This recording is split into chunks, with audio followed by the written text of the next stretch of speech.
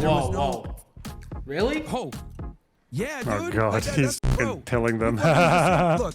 Myron does that thing. He says everything's a document when it's half the things he's referring to are Twitter memes. But I don't see the point. I mean, he agrees. He's Sneako all over his territory like a little cat. Oh no. You had a houthi on, Hasan. Oh my god, I can't. Why is that just not? You introduced the kid as a houthi and then glazed him for an hour. I don't suppose you think there's no evidence that they stole aid, so much to the point that it exacerbated the famine. Out of interest, why is Hasan not complaining that they just platformed Myron and Fuentes to spew like proper anti-Semitism unchallenged, and they nodded along with it? Because he needed to think of what he fakes a connection failing because he needs to think of another question. He's just sitting there with his little, like the comedian with the flashcard, being like, okay, so you wouldn't interview Hitler, would you? And he's got a whole bunch of flashcards prepared for them saying, no, I wouldn't. But since they said yes, he's stuck. Oh no. Now I need to think of another point to make. Holy. Yo, Myron, you're super laggy, bro. Laggy? Failed to start camera. Holy. How do we see you now? We can see you now. Let's go, Myron. Tell us what's what. Let's see Myron make more points than Hasan. So he's got to beat 1. Can he do it? Your audio's camera looks phenomenal though. Okay. Let's see here. Oh Is that a shit, fucking man! red camera? Fix your. Yeah, it's a Sony FX3. Can you turn it down? So my audio's coming in bad, you said? Yeah, your audio's just. He's fixing it, guys. That's His sense. mic right now is something else. He's fixing it. Are you sure this isn't on our end? If Hasan and Myron's? No, buddy, we're locked in right now. Okay. I'm trying to fix it. Okay, so it still sound bad right now? One more Say it time. again? Can you guys hear me? Does it still sound bad now? A little bit. It's- Chat, we're how's the almost audio? there. Yo, can we turn on the headphone a little bit? Well, I think that's just Myron. Choppy or There we go. There we There go. it is. There we go. There we go. We're good? Yep. Now All we're right. good. Myron Gaines has joined the chat. What's up, guys? Myron, how you Myron. doing, bro? I seen you in Miami. We dabbed each other up, and then next thing I know, you seen us kissing the wall, and I don't know if we're still friends or not. Man, dude, look, I'm not gonna knock you guys too hard like Hasan. Well, let me start off with this. No, he didn't knock us. He didn't knock us that hard. Oh, he's smoozing. Nah, bro, he was been trying to fuck his son you guys the whole time, dude. He's such a cocky dickhead. Like, hey, look, you guys didn't know what you got into. It's not that big a deal. You know what I mean? Instead of coming in and trying to be a pompous prick. Wow. What he should have Soft done was coaxing. kinda, like, educate you guys. Yes, coax them into the JQ. Yes, wow. Oh god, he's gonna educate them. Oh no, we're gonna hear some straight facts here. Dark history of Israel and why Netanyahu is such a scumbag. Versus Okay, trying to come let's in go. Like a dickhead. Yes. So I'll keep it nice and simple for you guys. Uh, Here's the problem: Jews run America, and they use their influence to subvert our government, our culture, and get us into a bunch of foreign wars. They claim to be our greatest ally when they're really not. They were involved in 9/11. They Okay, yeah, whoa. Don't go Wait, conspiracy theories, Myron. Wait. No conspiracy Back theories that up, right now. because 9/11 is my favorite conspiracy. How are they involved in 9/11? Uh-oh. Sure, and it's not a conspiracy theory. I'm going to go through with you guys with what's the real deal. Well, wait, Myron. Sorry, I don't mean to cut you off, but let's start with what we're talking about now is having Netanyahu on the podcast. So let's start there. Okay. What's your What do you wanna opinion know? on that? Just your overall opinion. Us having a world leader on, as we said. Look, he's a war criminal, bro. He's currently wanted by the ICC. He's killed, we know 50,000 confirmed, but other estimates put it at around 330,000. Harvard came out with this number. Holy shit, that's a In lot. Gaza, there's a lot of people buried under the rubble. So there's all kinds of shit going on as far as when it comes to him. Right. Are you so cool? so what's your opinion on us just having him on? Do you think we should have not had him on? Well, look, my thing is, I think if you guys have him on, okay, so if I'm going to Monday morning quarterback this, like, let's say you guys had Netanyahu on, and then you had someone that was like critical of Zionism on, and you guys dropped the interview on the same day, that would have been great. Like, if y'all had done his interview, then done somebody else, then dropped both interviews same day, you guys would be getting. Well, we're gonna drop it next. We're gonna drop it next episode. Yeah, but like, It's not our first, bro. It's not our first time getting backlash, and I understand No, of it. course, And of it's, course. you know what? It's rightfully so. I understand how passionate and touchy of an issue this is, and I don't necessarily disagree with their perspective. I understand, but from our point of view, like we said, and I'll tell you again, but with the Full Send podcast, we're gonna have everyone on. We're gonna ask them questions, and we're gonna leave it No. Steiny's the guy on the left. That's Steiny. This one here is Steiny. up to the viewer. I think people Yeah, give no, I think I- people I, give us too much credit just because we have someone on and they sit beside the Nelk Boys.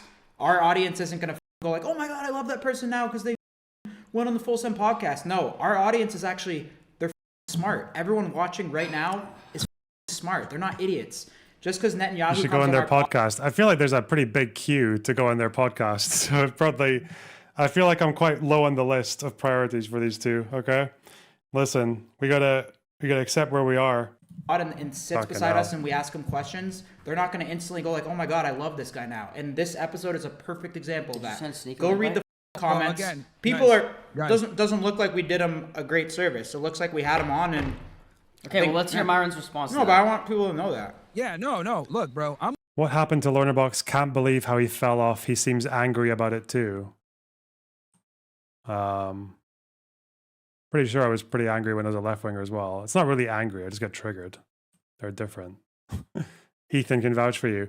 Oh yeah, yeah. Ethan, get me on this podcast. Get him off the conspiracies. Let's go.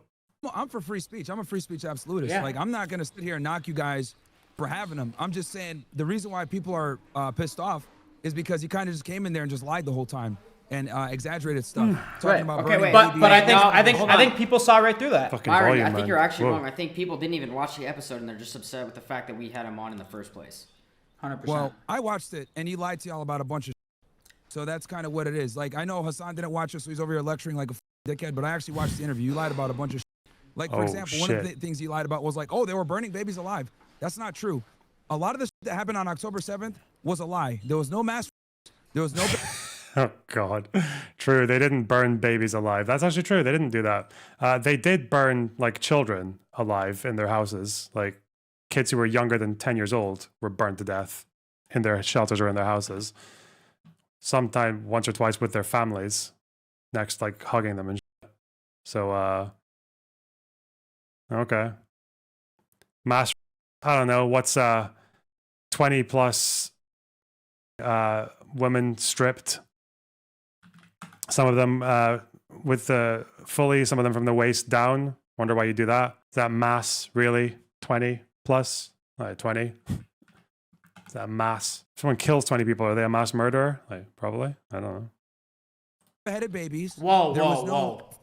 Really? Oh, yeah, dude. Oh God, Like that- he's killing them. Look, if you guys want me to really go through this, I can.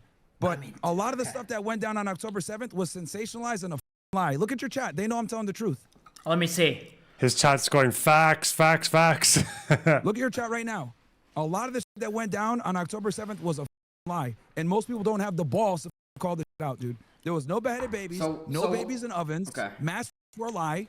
Look at your chat, bro. But murders They're happened. they're saying facts. Again, but- beheaded babies, literally, like on day 2 of that claim circulating, there was already government officials in Israel saying, yeah, we've heard this, we can't confirm that it's true though. Same with the IDF, like it was corrected, like almost immediately it was corrected because it came from a miscommunication with the press.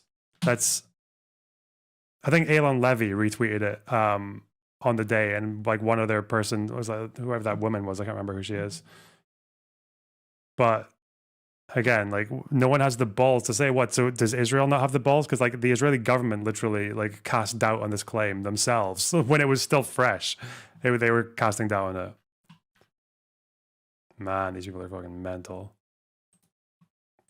Do you see how quick it is though? Like Hasan had so many opportunities to just drop in all these like little conspiratorial truth bombs, and he just wasted it on going, listen, irresponsible platform. Like, it's so stupid. What a wasted opportunity. God. Murders happened or no murders? Chill. No, murders happened, but Yeah. it's very important for you guys to understand. But it's how the very murders important went to, down. yes, So it's there were very 12 important to understand the Hannibal Doctrine. Go. people that died on that day, right? 400 of those people that were killed were IDF soldiers, which by international law means they are enemy combatants and they're fair game. Next, was No, about by international law, non-state actors do not have a right to just go to war with random people, including soldiers. Yeah, no. Like, just because someone's a soldier doesn't mean you have a right under international law to kill them. You have to have a military objective. You have to have a right of self-defense. You have to have your right to self-defense under Article 51 of the UN Charter. You're going to have all these. Hamas has none of this. Like, they're a non-state actor. 100 people died. Now, this is the part that no one wants to talk about. The 800 that died, right, that were civilians. We'll also keep in mind that everyone in Hannibal. Israel has to join the IDF at some point and do service. So you can make the Hannibal them argument up. that they're enemy combatants, but that's fine. Let's go with 800 civilians, right? Those 800 civilians, we don't know who Hamas killed versus who the IDF killed. Yeah, we do. We know that the IDF killings, because the Hannibal Doctrine was used. It was used in a couple of soldiers. Again, the Hannibal Directive does not mean someone's getting kidnapped, airstrike them so that everyone dies. That's not the Hannibal Directive. The Hannibal Directive is you have to go and save a soldier. Like, you can go and save a soldier, even if the operation, the move you're going to make to save them, might kill them. That's allowed. It's very controversial, and it was invoked a couple of times on October 7th. But the IDF killings of soldiers accounted for like less than 15. That's not even soldiers. That was including the tank fire in one of the kibbutzim. There's about 15 deaths that were likely to have been IDF. The rest of the 1,200, that's Hamas. Hamas did that, or the other affiliated movements, the other militant groups. It's not even close, bub. Now, I know you guys are probably saying, like, yo, what the f? The reason for that, guys, is there was a controversial directive activated that day called the Hannibal Directive. Hey, The Hannibal there you Directive go. is authorization from the government to kill Israeli citizens and or soldiers No, when they're about to be we're Andor soldiers. He just completely made that up. Okay. kidnapped by Palestinian militias. And the reason why they do this is so they don't end up in a position where they have to exercise diplomacy and do hostages exchanges. They learned this with a guy back in 2006 named Gilad Shalit. So what Hamas did when they went in there, the goal was to get as many hostages as possible to negotiate the release of Palestinian prisoners that are in Israel. Again, I'm not here to condone their behavior, but I'm here to tell you guys why they did the said behavior and what really went down and what the intention was. So when we talk about the 800 Israelis that were killed, innocent people were killed. I'm not refuting that. But what I will say is a lot of those innocent people that were killed by the IDF. A lot of them. How do we know this? There's a lot of heavy lifting in that word. A lot. With Hellfire missiles. Hamas doesn't have that. There was. I love it how like their home. no mass, because it might have only been like between 10 and 20, but also mass numbers of Israeli civilians or large numbers of Israeli civilians killed by friendly fire, even though the highest number we ever got is like less than 20, like 15 out of 1,200. Yeah. I mean, They were Myron, shot this with is tanks. crazy now. We're going conspiracy theories. Yeah, hell This no. is not conspiracy theories, bro. This is It's all 100% facts. facts. 100% facts. Didn't on October 7th, Hamas captured American citizens as well, right? Yeah, they had like a couple U.S. citizens, but they just got one of We the guys can't. back. We just went at. I'm gonna let you speak, but we just went at Hasan for hypotheticals and conspiracies, so we gotta just keep that same energy. And I want to tell you one thing. Wait, I'm gonna tell you really quick. Yo, You yeah, watched the yeah, bro, podcast. bro, Wait, hold on. Myron. Hear We me went out, at hear me out, Netanyahu man. for. Okay, go ahead. Hear me out. Everything I just told you, I got from Israeli media.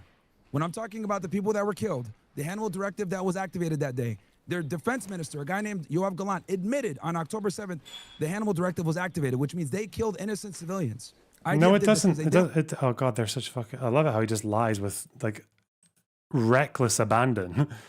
Yoav Gallant said that they used the Hannibal Directive, but Hannibal Directive has never meant kill civilians. It's never been for civilians. It's for soldiers, and it did not account for more than like a tiny handful. I think there was like one or two confirmed soldiers, like by name, who died because of friendly fire in a rescue operation. Even then, activate the Hannibal Directive, whatever the fuck. That doesn't mean go and kill the soldier. That's not what it means. It means you try and save them. But in the process, like, you can use methods that might end up at, like, have the risk of killing the soldier when you're trying to save them. An example of that might just be like running into a fucking house when there's a bunch of soldiers there and you have to fire, and like you might risk firing in the hostage, like that kind of thing. I want them to get kidnapped, okay? And none of this stuff is a conspiracy theory. Another thing, this comes from the Israel Times. They could have got the hostages back on October 10th, but guess what? They didn't want to get the hostages back because he wanted to bomb the fuck out of Gaza and invade, because he used what happened on October 7th as an excuse. Oh God, there's so much. Again, this deal was never, first of all, it wasn't release all the hostages. It was release the civilian hostages. There's an interview of a Hamas guy. It was actually in Western media. You can find it. But watch how fucking, like, the guy was being so, he was equivocating like fuck on the question of what counts as a civilian hostage, because he kept on equivocating about whether or not a reservist who's not even, who might not have been serving for months or years is still like a combatant or not. And then there was also the fact that Hamas saying that, like, just take the hostages back and then call it quits from there. It's just not a reasonable demand. Like, giving someone the hostages and then just going back to square one after they've just tried to cross your border, they've successfully crossed your border and murdered 1,200 people. That's not how any conflict in the world has ever happened, ever. Yeah. Or against the entire Middle East, because Israel wants to create the Greater Israel Project and expand territory. Right. So I'm going to tell you this, and you said you watched the pod. Okay, whatever. I don't know about everything you just said, but I will tell you that I'm going to pause too much. President Netanyahu on is, as you know, IDF being one of the probably the best military out there besides USA, is that they allowed October 7th to happen. Completely unacceptable if you're the IDF. Greater Israel, let's go. This is it. This is what they want. This is why they withdrew from Sinai. This is why they've gone. They've almost fully withdrawn from Lebanon, barring a handful of hilltops. I don't know when they plan on taking this old chunk. This is just desert. This is mostly. I don't know why they plan on breaking their peace with Jordan. I don't know why. It's because of the Euphrates, isn't it? They don't want all of Iraq. I don't know why they ever bothered with Iran, because they don't even want Iran, apparently. Greater Israel. Fuck me. If you're Netanyahu to allow that to happen, there's no merit or no understanding of why that happened and how you're not prepared for that, why the response took so long. So with that, I agree with you that there is something there that's missing. And the fact that, how are you not prepared for a situation like that when you're prepared for everything else? I'll agree with you on that. Well, here's the thing. You know, that's a there's good question. People out there that say that they think Netanyahu allowed this to happen. Yes. And I think that's what Hasan said, or maybe Nick. Somebody said that earlier. Yeah. I kind of agree with Nick on that, and let's just go through why, okay? Instead of us saying, oh, he let it happen, let's go over what happened and how he benefited. So after October 7th happened, it's very important that you guys know that he's in the middle of a corruption trial right now for bribery, right? So he was in the middle of getting prosecuted and going to court for this crime. What ended up happening was when October 7th happened, he was able to consolidate all the power and avoid the trial, and the criminal investigation was suspended because they were in active war. Wait, what is this? So what he was able. What is this? Why did this come up in my? This looks like this is the most clickbait I've ever seen.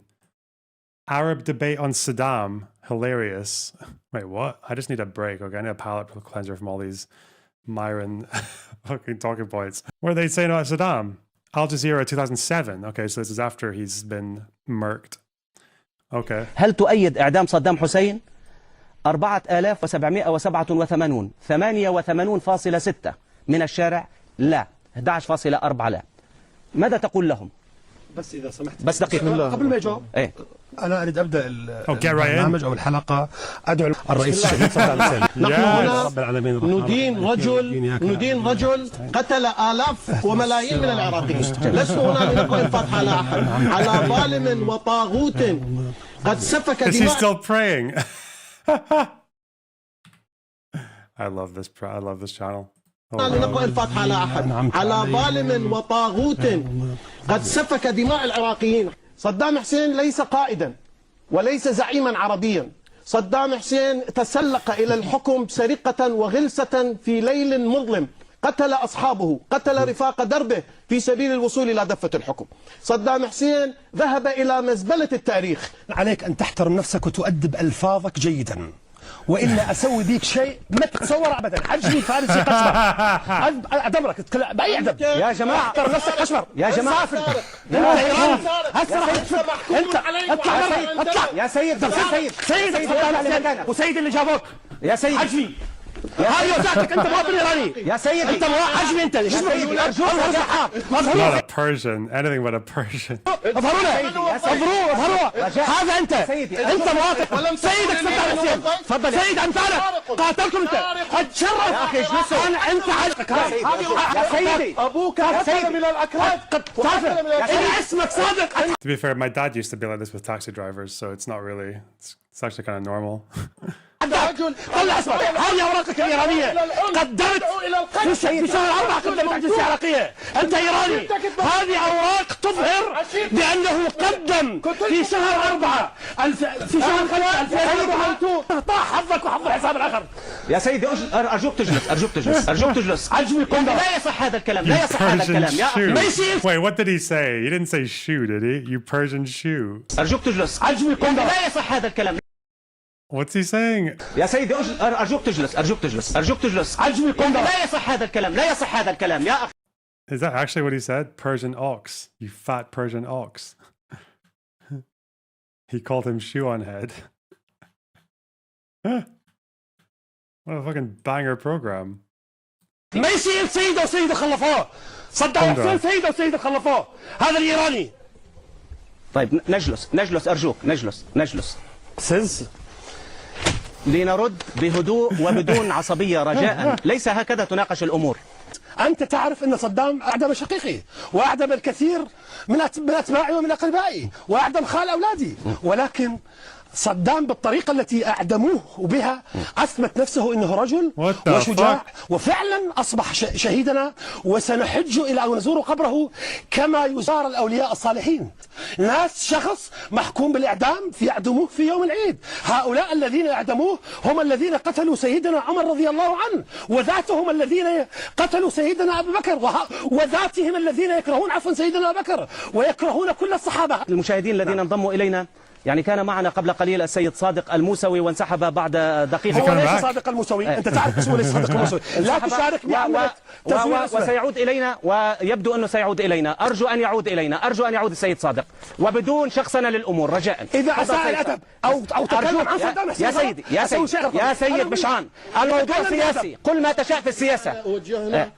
تكلم بأدب. أين فكره الرئيس الشهيد صدام حسين؟ لقد أصبح إمام المقاومين والأبطال الآن. وجهة نظري وعلى الناس. يا أخي دقيقة أسمح يا زلمة يا زلمة سأشتمه إلى آخر البرنامج. والله افعل ما تشاء. والله يا أخي افعل ما تشاء. أرجع أقول لك أنصحك بالله لا تفعل لها. اقتلني في العراق. أنا أرسل ميليشياتك لقتلي. Okay, that was amazing. That was very good. You Persian shoe. Remember, that's when memory used to be good, right? When it was just memes. Memery. To do was he invaded Gaza. Once he invaded Gaza and killed Yahya Sinwar, the head of Hamas at the time, then they invaded Lebanon. Then after they invaded Lebanon, there was a ceasefire that happened that led to the downfall of Syria. After Syria was toppled, then they launched Operation Rising Lions. And then they used the U.S. to bomb the Houthis. So this was all a systematic plan that is helping Netanyahu stay in power while simultaneously... The chain reaction in Syria was not part of the plan. Like, what the... Okay. Allowing him to stay, to get into wars, to expand Israel. This is all about regime change and effectuating destabilization all across the Middle East. This is what they've been doing for a very long time. That's his intention, and that's what went down. So he benefited a lot from October 7th. This is why so many people believe that he at least he allowed it to happen or stood down. Wow. Okay. I mean, it wouldn't be the first time there's been like a false flag in order to start a war. So Shit. I wouldn't rule that out. Wait, but Myron, what were your other biggest takeaways from the interview? Well, the other thing also is that he didn't talk about why Hamas attacked, right? I think it's very important to understand why your adversaries hate you, right?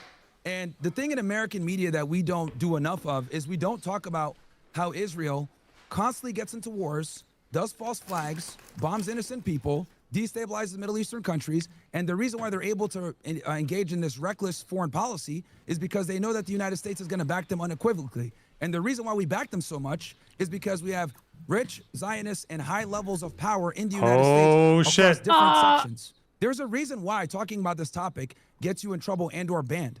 It's probably one of the most taboo topics, especially before October 7th. It's why I got demonetized talking about Israel and Jewish power in America. They run this shit. And Jewish power? There's, oh, that's anti-Semitic. No, it's realistic. Yeah. So I don't know if Steiny told you, but yeah, what we're gonna do next episode, and we were already planning to do this even before this episode came out, was we want to find a really good person to have that represents, you know, the opposite side, and that's gonna be the next episode of the Full Send Podcast. I'm gonna tell you right now, dude. I'm gonna tell you right now. Me and Nick are by far the best at this. No one comes close because everyone is too pussy to call out the real problems. Because here's the thing, right? But Myron, we want someone that's there. To be fair, in terms of pushing this narrative, I guess so, yeah. To push the Nazi Zog arguments, yeah. That probably is him and Nick, yeah. I don't know who the fuck Hasan was trying to win over with that. Like, it just sounded like someone who used to be on board with the whole, like, deplatforming, irresponsible platforming debates of 2018, just forgot all the arguments and just is trying to remember them on the spot under immense pressure. Okay. What was that? Someone not in America. Someone non-American? Yeah. Yeah. Because I think that makes it difficult. What do you mean makes what makes Well, it we're not difficult? ruling anyone out, but we're just gonna, we'll talk to people. We're gonna talk to a lot of our Palestinian friends. We have a lot of them sure. too. I mean, a lot of if UFC you wanna fighters get, that we're close with and got their opinions. Yeah, sure. Like, I mean, if you want to get like a Palestinian perspective, that's cool. But what I'm saying is, Okay, wait, bro. Myron, we're seeing a breaking news, a tweet. LMFAO having Nelk interview Netanyahu who's like Ted Bundy doing a podcast with a woman. These dudes are fucking retarded. Wow, Myron. But here you are. Yeah, that was retarded. I thought But we were wait, so homies. how are you any different? You than didn't say him? that was retarded. You said we're retarded. Because you're using the platform, right? Just like, I'll give you the chance, but I'm just saying. no, that was retarded to have him on. It was. Would you not interview him if you had the opportunity? Yeah, Well, but I here's pushed the thing, back. Like I said before, I told y'all. I'm informed. I was gonna go under the interview facts. Netanyahu. I would have interviewed someone. I've seen all the documents that show the dancing Israelis because there are documents. Because Myron does that thing. He says everything's a document when it's half the things he's referring to are fucking like little Twitter memes, like Twitter videos, 15-second videos. else that was that opposes Israel's government. Well, we're gonna We're do doing that. that. Interviews on the same We're gonna day. do that. You can't do that at the same time. It's really We can hard. handle backlash for a Bro. week. Bro. Let's be 100% with honest here. Netanyahu, You Myron. guys. Let's be 100% honest, not bullshit. You guys didn't think you were gonna get this much backlash, and now you're No, getting damage control. bro, are you crazy? Like, We that's knew what it this. is. Why do you think Myron, can I tell you? I'll be honest. Like I said on the pod, I'm not the most educated on this. When we got the opportunity, I started asking my Jewish friends, and I was like, "Yo, we're gonna have Netanyahu on the pod. Like, what do you think?" And they're like, "Bro, I fucking hate him." And then I asked another person, and they said the same thing. And then I'm like, "Oh, what do your parents think about him?" They're like, "Oh, they don't like him." So that's when I really knew. I was like, "Dude, this guy is the most hated man on the planet." And I realized that before we did the interview. I can think of someone who's slightly more hated, maybe. USA. Myron, this is not a shock to us at all, whatsoever. We actually posted. I posted on my Instagram story. You could check. We're going live on Kick before we dropped this pod. No, I know you guys were. But what I am saying is The hate is not a surprise whatsoever. Hold on, wait, let's finish with Myron and then bring Sneako right after. no. What I'm saying is, Oh, who did that? Should we do Sneako for a little bit? Well, yeah, we don't want to. I think we're all on We the do call. both at the same time? Yeah, what Jun is doing. Yo, can you hear me? Yo, can y'all hear me? We can hear you. We can't see you. You going to this? I can join after Myron's done it, unless you want to do a group call. but Hey, Myron was, Sneako, let's doing his thing. go. All right, well, let's. Yeah, I mean, think I we don't- have one I at a don't time to mind. make it simple. If that's cool. Yeah, okay, I'll join. The Just chat's- join back in. Let me ask really quick. The when chat's he's- also going crazy. Real quick, both you guys. The chat's going crazy to add Destiny. What's your guys' Uh-oh. I don't situation with mind. either- He never went on, did he? or with him, I get sorry. along with Destiny fine. Sneako, what about you? Sneako maybe doesn't. Well, I don't see the point. I mean, he agrees. He's he's pro-Israel. Oh, okay. no. Okay, Yeah, he is so- pro-Israel. I don't think there's a point If of you having. are- if you are I don't looking- think there's a point of having pro-Israel people on tonight. with them. Yeah, if you guys are going to get more backlash from that than less. Well, it could be entertaining. I think but- it's entertainment. I want to hear from Sneako though. By the way, we can't see either Sneako on of you. cam. Well, what was that? We just don't see your cameras. Oh, okay. Let me. Sneako fucking pissing all over his territory like a little fucking cat. Oh no. I'll turn mine on right now. But yeah, dude, just to finish what I was saying, like, Let's let Myron finish, yeah, and then yeah, we'll go chat ahead. with Sneako. yeah, when I said that having him on is retarded, like, yeah, it is retarded because if you're gonna have somebody like that on, you got to have like a juxtaposition immediately set up. Honestly, right? you're right. It So, is kind of retarded.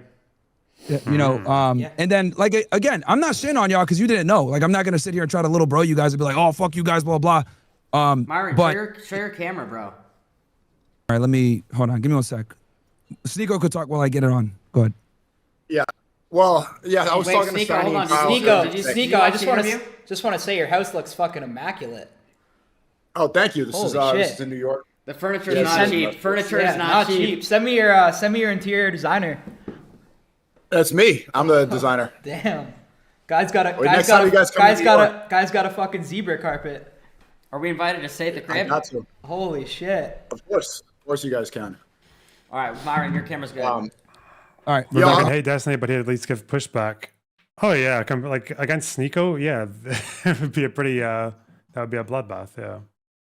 But damn, Sneako did the moves though, didn't he? He's like, I don't know if there's any point in that.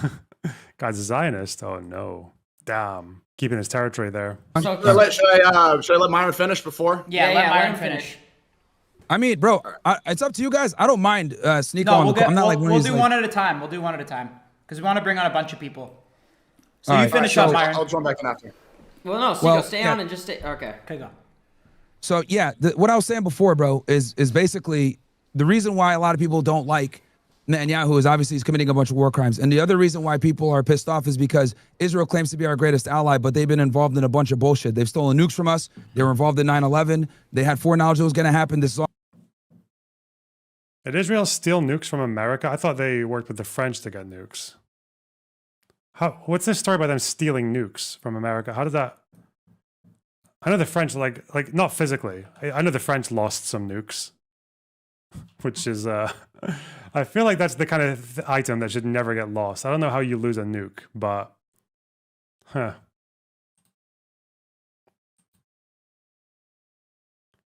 They stole nuclear secrets. Did they steal nuclear secrets from America? I thought France fucked about with Israel to get them nukes. The U.S. lost nukes as well. How do you lose a nuke, bro? Israel steal uranium was a airplane crashes. Apparently, there's no definitive proof. Is that true? Is this just like because it's just a conspiracy theory? Yellow cake, Operation Plumbat. Okay.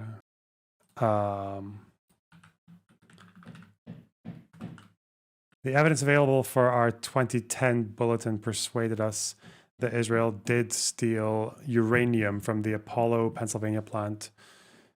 Okay. We urge the U.S. government. Is this website reliable? The bulletin? No one is knocking on my door. That's someone hammering something into a wall. It's a break-in. That's what's happening. Jonathan Pollard. Oh, I remember that name. Yeah, okay. I don't know.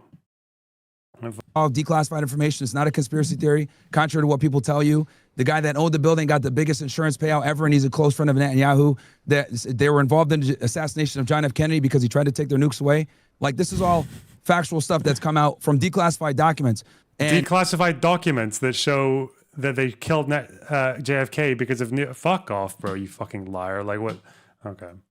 we give these guys an enormous amount of aid, Look at and then they this. drag us into foreign wars, Look like at Iraq. this. For Look at this poor guy trying to get his foot in the door, typing away to get into this show. Fuck the hell. Oh well. example, in 2003, we had no Sneako did him dirty. Fuck. business over there. Saddam Hussein had nothing to do with Osama bin Laden. We ended up in fucking Iraq, and 1 million people died. For what? Wars for Israel. Because Israel has a reckless foreign policy that we back, that Netanyahu's been a part of for the past 30 years, where we drag Americans into conflict for no fucking reason.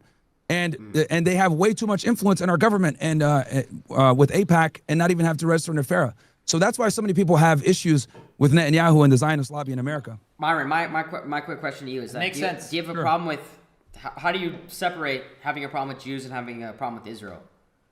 Sure, that's a good question. So there are people, right, that have been vocal about this that are Jewish, right? There's people like Max Blumenthal, Dave Smith, Norman Finkelstein.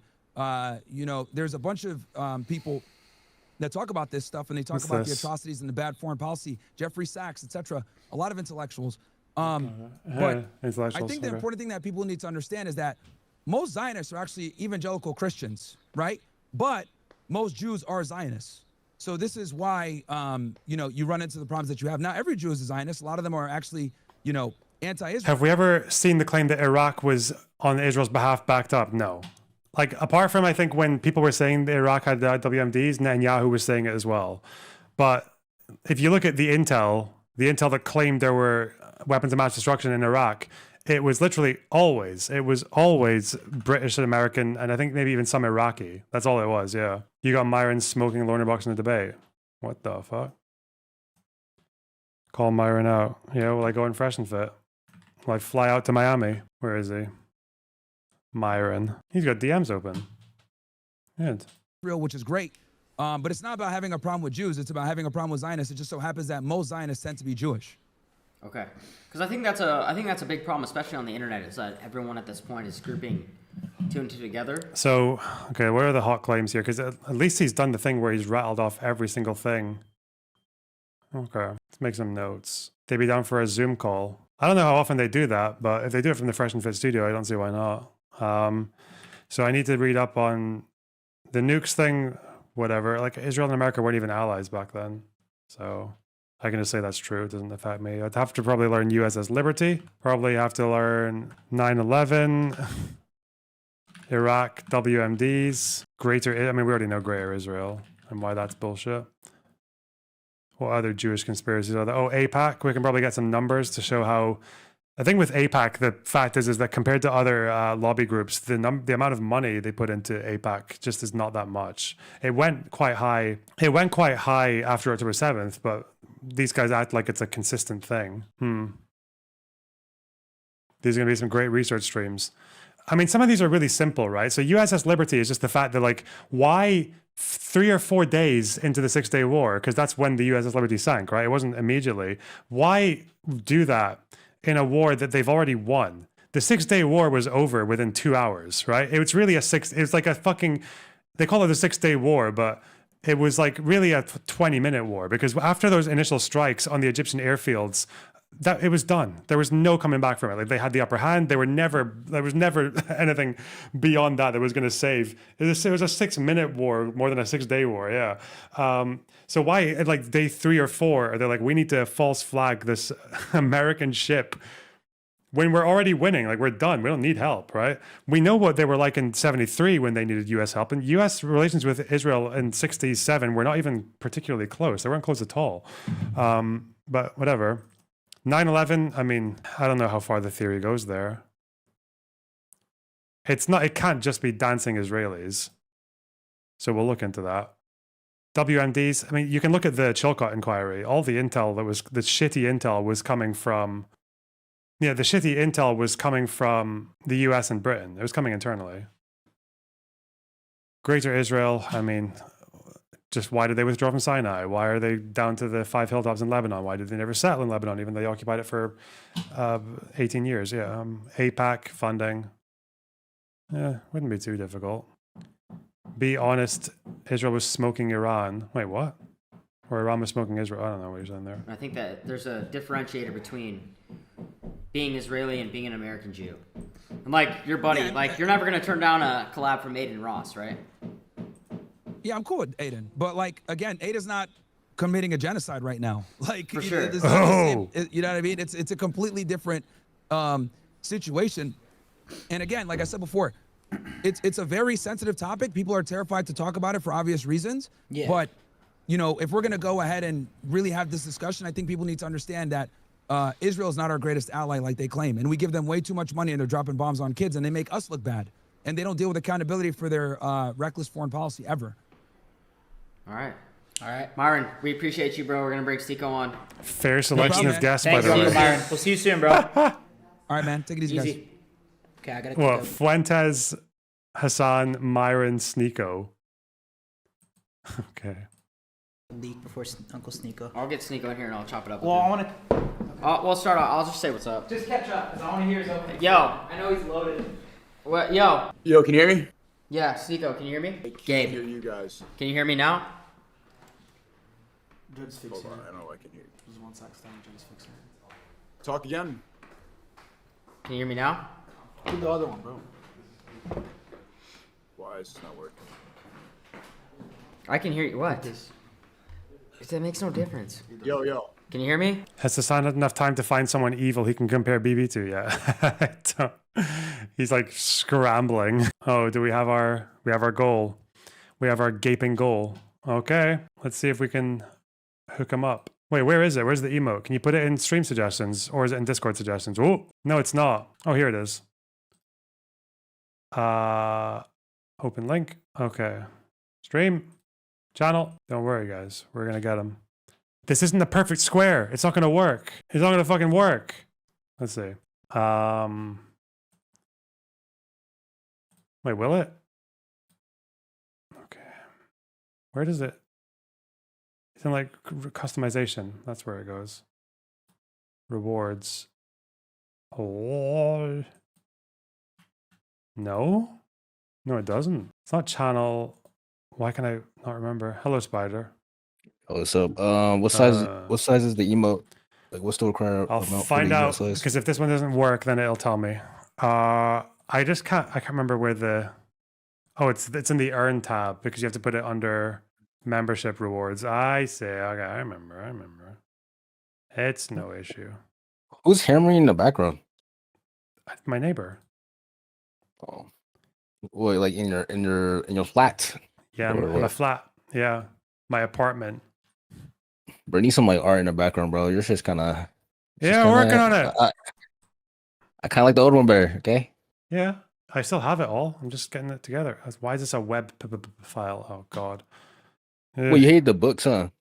The book shit. The book shit. Yeah. Okay, give me this. What if I just screenshot it? That'll be bad resolution, though. It's already bad resolution. Fuck. Oh, Maritzi, if you're watching, Relevant said the debate with you is a fucking cakewalk. Okay, it's gonna be easy fucking. Can I just save this as a JPEG? Will it let me? Will it let me? Desktop. Okay, we have a JPEG. Okay, and upload screenshots. Please work. Just be quick. Quick. Okay. Gape. Dean Gape. Okay, save and publish. It might reject the emote if it's not perfect square, but it might not. It must be 1-to-1. Yeah, I need this. It just needs to be aspect ratio 1-to-1. So, Spider, do you have what it takes? Wait. Yeah, because I mean, I could just go to. Oh. Okay, let's see. There you go. There you go. Right. Oh, no. Okay. All right. Well, so what's the email like size? What's the requirements? It just needs to be 1-to-1. So whatever resolution you want, but 1-to-1. Like a 1x1 aspect ratio. Yeah. Okay. Just upload this shit. Boop boop boop boop. Hey, Loner, I have a question. Hmm. Since when are you gonna look into the Druze Bedouin thing? I don't know. I've got a lot to read right now. I'll try this week. This week should be doable. Because apparently they released a report about the Alawite, the number of dead Alawites from the massacres. Oh, well, the government released a report. Yeah, because they had like a committee on it, and they delayed the report, and apparently today it was released. Okay. Apparently it's 1,400. The last number I heard from a reliable source was 400. So 1,400 in total. Apparently, I don't know how reliable this is. This isn't all civilians, but that's the number. Well, shit. And I saw it in chat, and then I confirmed with the person who's literally looking into this consistently. Schizo posting about it in my server. Yeah. Well, let's see. Test is out because I put the image into like a 1x1 converter. So. Oh. PNG. Nice. That's what we need. That's the best. That's the ideal. Okay. Now let's. When stick PNG them in. or JPEG? No, I went. Yeah, PNG is good. This has what I was talking about has nothing to do with Sweden. This is like the Alawite massacres that are like in the These area are the old above ones. Lebanon. Yeah. Yeah. They're not gonna have a report on this one for like another few months. Do they have? Have there been any arrests or prosecutions? Why has there been There's a fucking been- issue? Oh my god! Fuck you. There's been Jolani's forces deterring Bedouins trying to go to that area. Like 80,000 Bedouins were deterred from that area. That's a lot. Yeah, but there's like 200,000 going there. You know, the numbers really scale up when you're not talking about Israel-Palestine, huh? Yeah. The numbers just go fucking crazy. Okay. Dean. Oh my god. I'm saying the PNG version too. Dean Gape. Wait, I already got PNG, no? Oh, that's a JPEG version. This is a PNG version. It just keeps Well, saying it's got to be 1:1. So is it still not 1:1 aspect ratio? Or Yeah, I converted to a 1:1 inch. 1x, 1x. okay. Inch. Save image. Downloads PNG. What are you currently doing? What's the new this one. emote? Oh, no. Save and publish. Come on. Oh, I think it's working. There we go. Can I get your Okay. opinion on something? Refresh Got chat, it? All right. and you've got your thing. Yeah. Your opinion on something regarding Israel's intervention. How do you think the Jews are viewed now that Israel helped them in Syria? Badly. Very fucking badly. At least according to the dude we know that's an Alawite in Syria, apparently they're viewed fucking horrendously right now. They're viewed like Collaborators. yeah. And now the fucking options I see for them, either Jolani somehow calms down everything. I have no idea how. Or Israel leaves them to die, like, you know, how America abandoned the Kurds. Or Israel says, oh, the only way to save them is to take Suwaid. Yeah. Do you think that's ever going to happen, where Israel actually goes in to take Suwaid? Don't- Nothing's stopping them. Because there's a whole fucking stretch of land between Israel, Syria, and Sweda, isn't there? You have to go through a Right. shit ton of Syria to get to Sweda. Yeah, that's precisely the fucking worrying part. If it was like right next to the border, they would have already done it, in my opinion. Yeah, I don't know. That's wild. But we'll figure it out. Anyway, I need to. Well, get back to your shit. Bye-bye. Yeah, bye-bye. Look into it. Also, apparently, Hidri's not a great person. Yeah, I'm just gonna. I don't know I'm much gonna about read it about history. it myself. Okay, I'm not letting any motherfucker in the stream like sway my opinion on it because I just. Nah. Not even your own mod, Emboman. Nope. All right. Emboman is very known for being impartial. So I heard. Okay, listen. Take care, buddy. Bye bye. Yo. 1 second. Yo, what's up? Oh yeah, I know. All right, we're gonna let Sneako get adjusted here. I can't wait to hear Sneako's opening. It's my favorite. Sneako's Yo, opening. give me a second, I can't hear you. Yeah, you're Sneako's good. opening bars are gonna be crazy. I know it. Discord, come on! Sneako comes. Sneako's been loading the ammo up. I want to hear this opening rip. It's like they're kind of doing like a yo-yoing of competent, incompetent for propagandizing these guys. Because Nick did a good job at propagandizing these guys. Hasan did a bad job. Myron did a good job. Now I think Sneako's going to do a horrible job, right? He's going to do the worst of all. Are they making fun of my? They look like they're making fun of my room. Yo, chat. We're not gonna have Destiny on tonight because he's pro-Israel, and we've already covered that why side. don't we have him on at the same time with Sneako? Sneako, you want to go at him? Fireworks. Oh, he knows. Yeah, fuck it. Why do they do this thing as well where it's like, well, let's just take one guy uninterrupted and then another guy uninterrupted. Why not let them fucking fight? Come on. Let them brawl. I'm down to sit back. Why don't we and you host the debate? I'm down. No, we should do that. Well, we could do it. Yeah. Sneako, are you cool with that? Or can you hear us or not? That's Destiny? Yeah, I I can hear know. you now, but it's on my headphones. It is what it is. No, you're good. I'll tell you when to bring him on. But Okay. tell him it's going to be chat with with Sneako. Sneako We for got to a make bit. it clear with Can him. you hear me? It's Everything's cool. good? Yeah, can you hear us? Uh-oh. Yeah, fuck it. I'm just gonna Sneako's do good. this. My oldest friend. I don't think Destiny comes on. My does friend he? of 6 years. No, he doesn't. My oldest friend of 6 years. How is Saint Tropez? You know, some of my friends are out there right now. It was, dude. It was a fucking great time. I'm not Buddy. gonna lie. We had a fucking great time. We missed you, bro. I don't know if you're still up to that activity, but we would love to have you. What activity? No, just going out and stuff. A I don't know if lot, you still do a that. lot of Haram and San Tropez. Yeah, Let's just say that. I know I've been going out a little more this summer. Oh, bro, you should have attended. It was a wild time. Wait, Sneako, before we do this, at some point, can we bring Destiny on, or what's your guys' standing right now? Uh-oh. We'll wait. We'll talk to you for 10, 15 minutes before. He really doesn't want to Okay, hold on. argue, I does just he? fix my audio if we're gonna do this prop. I don't know why the fucking thing. On our end, you're perfect. And also, did you watch the pod or no? Every big interview. This happens. This has been happening years and years and years for me. What's that? Choke. Why is this not working? Is it us? Like every streamer we've had on has had a problem. Alright, fuck it. I'm just gonna use the speakers. Sneako, did you watch the interview? Yeah. I mean, you sent it to me. So you saw the clips? Yeah. I mean, it was pretty much the interview, right? Yeah, pretty much. Yeah. So, yeah, at first I was really upset because I'm somebody who hates Netanyahu, and I know what he's doing, and it's a genocide. I think he's worse than Adolf Hitler. I mean, at least the differences or comparison. What? Netanyahu's starving people in Palestine right now, and Hitler didn't starve people? The hunger plan? The siege of Leningrad? Like, millions of people. Whatever.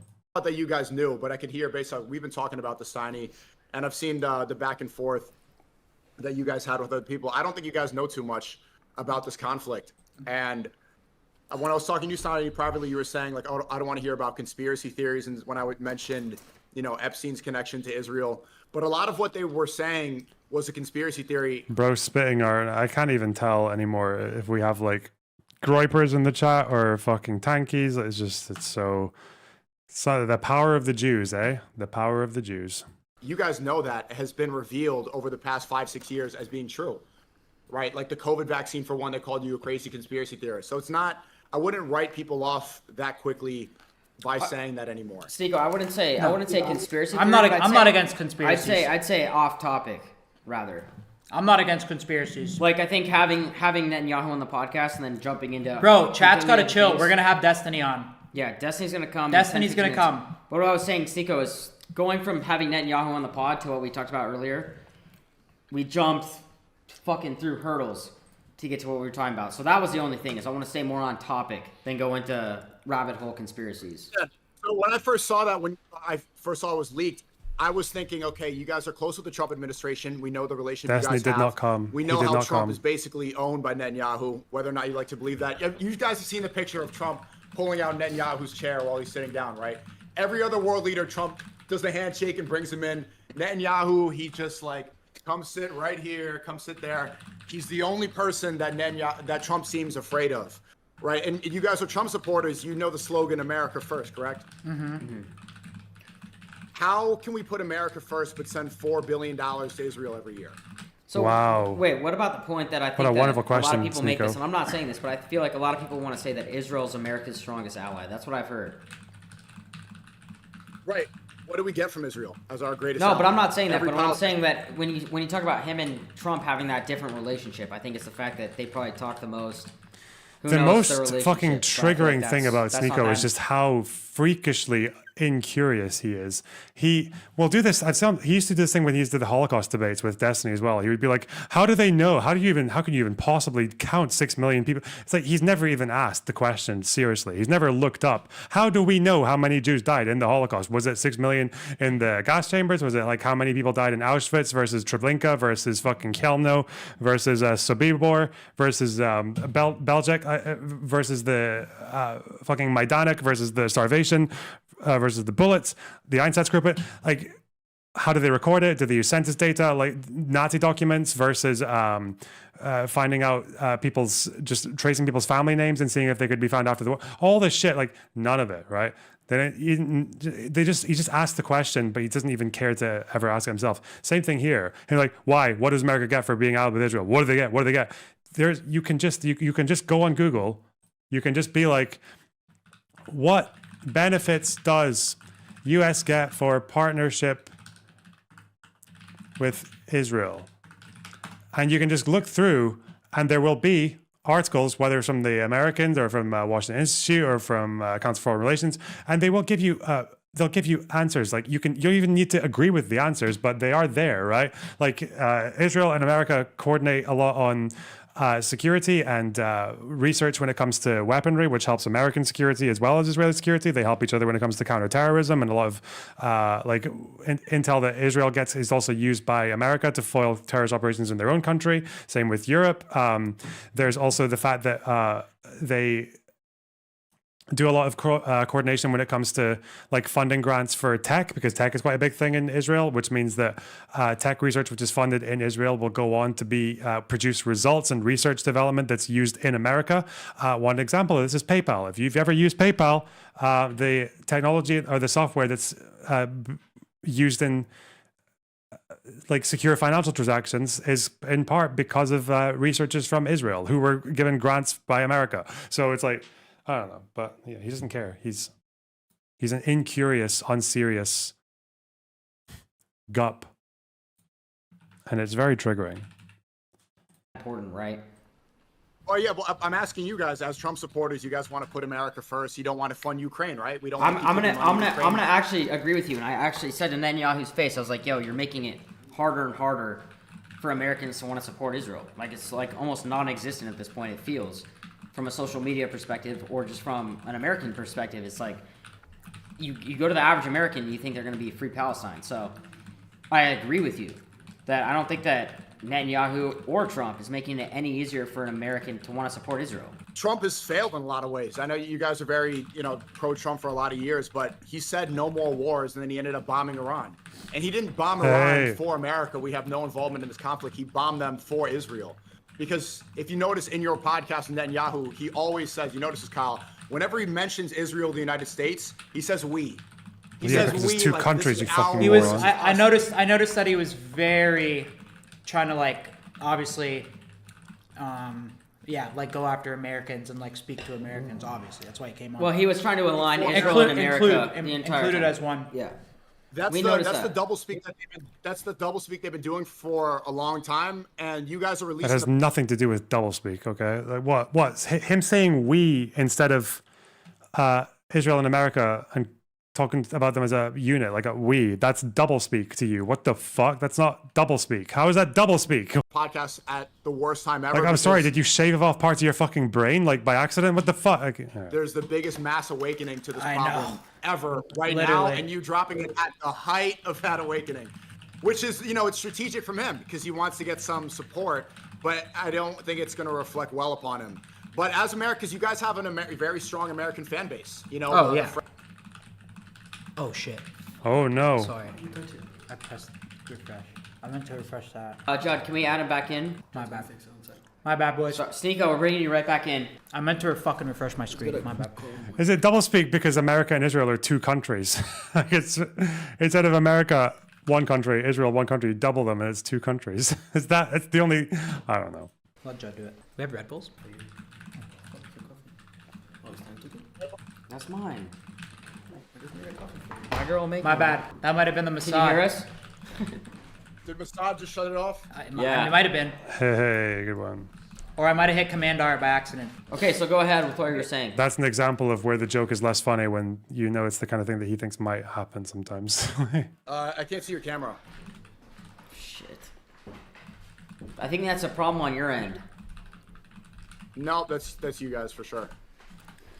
Judd, he can't see our camera. Are we screen sharing the monitor? We all good, bro. Our side. Well, he can't see us. Is there any milk? Oh, thank you. You can call him again. You can hear us though, yeah? Okay, but you can see me. It's fine. Yeah, we can see you. If you can't see us, I don't know how that. Okay, we're good. We're good. Okay. I was just saying, about putting America first, right? Like do you think that we should spend, as American citizens, you guys have a big American following, you are a representation of young American culture. Should we be giving our tax dollars to Ukraine? I don't think so. So why should we be doing the same thing for Israel? Like you said, they're our greatest ally. I don't even know if you believe that. What do we get? What do we get from our greatest ally? It's a good point. I mean, again, I'm not super educated on it all, but I mean, yeah, it's a good point. We don't get anything from that. The truth is, they'll say that's the answer. They'll reply with military aid, but the military aid is to fight their wars. I noticed, and I'm glad you guys said this in the podcast. I think Kyle, you said specifically, we have PTSD and trauma from going into Iran, going into Iraq. Yeah. We fought all these wars. And do you know who remember the lie of the weapons of mass destruction? Not Israeli. He's going to say it was an Israeli thing, even though like American and British intel were ramming that fucking theory constantly. They didn't need anyone else to do it for them, okay? Mm-hmm. Remember when they said that? You know who said that in front of Congress? That was Benjamin Netanyahu. Yeah, who gave the intel? Who was writing the fucking shitty reports? Who was spicing up the intel reports? Was that Israel, or was it because he said something in Congress? God, he's so fucking dense.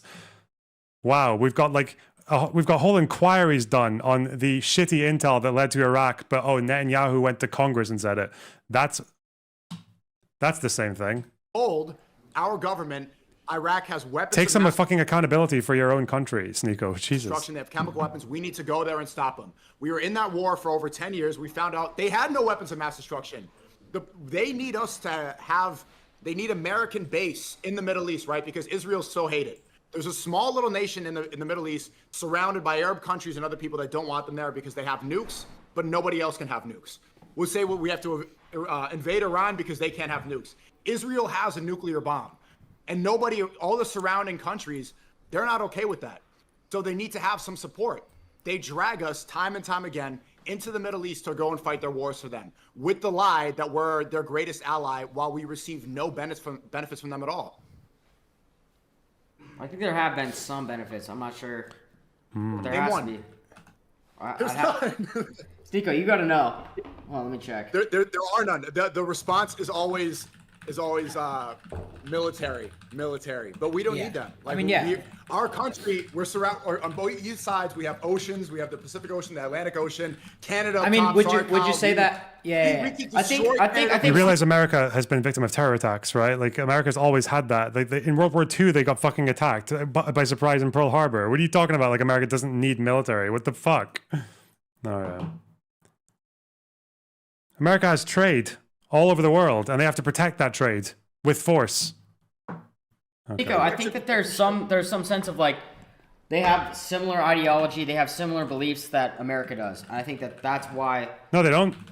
They're Jewish. Israel is not maybe our strongest ally, but our most comparative. No, they don't. And this is where. In what sense? And where they are? In the Middle East, and where they are, because they do believe in like. And I'm not trying to get too fucking. Democracy. They believe yes, exactly. There's democracy there. They believe in all this. And the Arab countries, they're going to say like they oppress women and the hijab. I wasn't going to say that, but I was going to say that they do have a democracy in Israel. So I think that's maybe why there is that. But this is the secret that they have.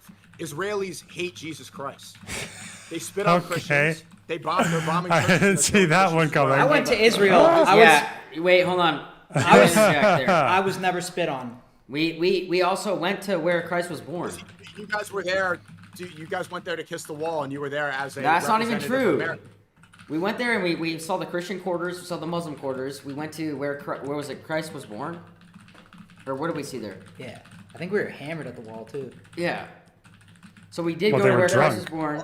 No, at the wall. I can't. But I'm just Sneako. We're being 100% transparent. Like we saw. They showed us everything. The difference is. And Kyle being Catholic, and yeah, go ahead. So if the United States is a majority Christian country and it was founded as a majority Christian country, the difference is those surrounding countries that you're saying don't have democracy, they love Jesus, and the Israelis hate Jesus. They believe that they rejected Jesus and they're waiting for their own Messiah. That's the main difference, is that we have more in common theologically with those countries than we do with Israel. If you ask any Israeli what they think of Jesus Christ, they will say that he's burning. Yeah, so as a Christian, you think a Christian would rather go and hang out in Israel or like Syria? Okay. Noonian Star, thanks for the $5. It's nauseating to see someone spew this much garbage and feel an ounce of shame. I guess I mean not feel an ounce of shame. I don't know. I think Sneako actually does feel a lot of shame. He's like a lost soul. That's why he does it. That's why he's so into this shit. Thanks for the $4.99. Gape me up. Well, I guess we did, yeah. Nice, thanks for the tier 1 sub. Thanks for $5. 9/11 doesn't make sense. When bin Laden to responsible took responsibility and hated Jews, why would he work with them? Good question. Hey, thanks for $5. Are you interested in talking with Sitch and Adam? Those guys are super good faith and worth talking to. I don't know how good faith the Adam guy is, but I mean, yeah, maybe. I mean, I would talk to them. I don't know if you have to ask them or they have to invite you or whatever. Barabbas, thanks for $5. All this talk of greater Israel. Well, Israel sure is taking their sweet time. Christ, this is tiring. I know, right? Especially since the first mention I could see of it was of an Arab saying they want to do it was like 1907 or something. Oh,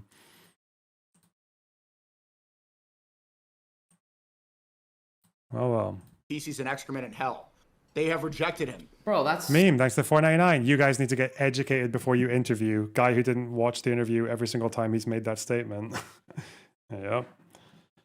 S, thanks to $4.99. It's funny that Hasan thinks he's any different than Myron or Sneako. No, there's a lot of ideological diversity there. I don't buy that. No.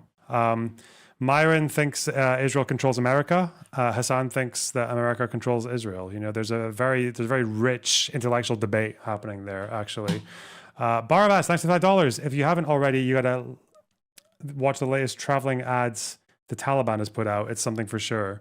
Oh yeah, I haven't seen that yet. Sneako. That's not a conspiracy. You said if you ask any Israeli. Yeah. And hate Jesus. But what? And you're a Muslim, right? Yeah. So if I ask any Muslim this question and they're gonna give me that response, like that's where I just like I feel like you're grouping everybody together, and I feel like that's where it makes it difficult. I'm just telling you what's true. But you're not. You're saying if you ask anybody this, then they're gonna give you that response. That's not a fair thing to say about any group of people out there. I'm gonna be honest. And I agree with a lot of things that you said, but that's a crazy. Netanyahu. Those are the hard-hitting questions that I would have asked to somebody like Netanyahu. Right. What do you hate Jesus? What? Okay. If you ask any Muslim this question, they will tell you that they love Jesus, that he's the Messiah, he's the prophet. If you ask Israelis, I can send you videos of Jew. They would say Jesus is the prophet. Muslims would say he's the Messiah, the prophet. Okay. Listen, I don't know Islam that well. Okay. I feel like in Islam they have the prophet, the messenger. And he's not called Jesus. You'd say a prophet.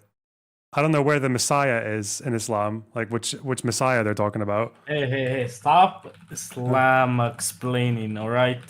What did I say that was wrong? Well, we do say, we don't use the word Messiah, but he is coming, like, we do believe he's coming back at the end of the days. Yeah, like what's his face? The 12th Imam. No, that's a Shia thing. I know. Who's the Sunni version of that? Just Muhammad coming back. The Mahdi? No, yeah. Muhammad does not come back. So who's your Mahdi? Yeah. Mahdi is just like a figure, but he's not like he's a figure that's supposed to lead the fighting. But what's it called? Jesus is the one that's actually like gonna kill the Dajjal, which is like theorized to be the Jews' Mashiach. Theorized. Okay. I don't think it's true. I don't know. Listen, it's mythical stuff. Yeah, so they would say that Jesus was a prophet, but not the prophet, right? That's not the prophet. And just they, okay. We have We have like 24 prophets. Yeah, I know. We have more prophets than the Jews because the Jews didn't accept all of them. Oh. Even the ones before Muhammad, obviously they didn't accept Jesus. There's also ones like there's a. I don't know. There was like another prophet that the Jews didn't accept before Jesus. Yeah. Yeah. We consider all of them are prophets. But obviously this is all from fucking high school. I graduated high school from like 8 years ago. Someone in chat is saying that Jesus is called the Messiah in the Quran. The Messiah? I've never heard the word Messiah being used ever. I think that Leha person in chat said it. Is that their name? Can't remember the spelling. Let's see. Who said it? Sorry. Al-Masih ibn Maryam. That's what? Al-Masih means Christian. Does it also mean Messiah? Not from my understanding. It means the Christian son of Son of Mary, basically. Wouldn't that be a Messiah, the son of Mary? Or Not from my knowledge. huh? So Messiah means Christian. At least not from my understanding. Masih means Christian is how we use it, at least. Okay. What's the Arabic word for Messiah? Is there one? If there is one, I haven't heard it. Hold on. They're saying it means Maybe it's Messiah. just Masih. Let's see. Translate. Yeah, it translates from Al-Masih. So, yes, it is Messiah in the Quran. Whoa. I've never heard anyone refer to him. They don't even say he's Al-Masih. They say he's going to return, but not Masih. But I think it's mainly because Masih is used as Christian. Okay. At least here. Again, Arabic changes from whatever the fuck region you are talking to. Right. Okay. I'll put a pin in it. All right. Yeah, stop explaining, okay? True. Gee. Uh, Chat, yeah. Fuck Sneako. but Of the Israelis spitting on Christians as they walk through. That's the major difference. I And think there's a lot of good people in Israel too that don't agree with what's going on though. I know that for a I fact. agree, and I'm one of those I know that people, for a fact. Sneako. One thing I think too, Sneako, just being from the outside, I think and we said this to Nick too, is that I think Jews just get boxed in as a whole, you know, like obviously there's rich Jews that run fucking Hollywood, but like our guy that runs our fucking chat right now, he's in New York. Me. You too, but no, I'm saying our guy that runs our fucking shit. Jews run Hollywood? Everyone says that. That's what Nick was saying. That's why he's. That's what Nick said, but I'm saying they box those Jews in with like normal Jews, like the guy that runs our shit. He's a guy from New York. He shares an apartment. He's lucky to pull He's lucky to pull a 7 at the bar. That's the point. Like, you know, but he gets boxed in, and like he gets hate with all the other elitist Jews, which I don't think that's cool. Right. I don't think it's fair to categorize like the rich Zionists and Netanyahu, these people, you know, Rabbi Shmuley with all of Jews, because most Jews that I know are good people. Like Aiden's my best. I'm part Jewish myself. Steiny and I were good friends. And I was talking to Steiny. Where is this coming from that Sneako's part Jewish? Like, is this like he did a 23andMe and found like 2% or some shit? God, maybe I should become part Jewish. Maybe I am. It's not really how it works, though, for like passing Jewishness down. It's not like they just check you for your percentage.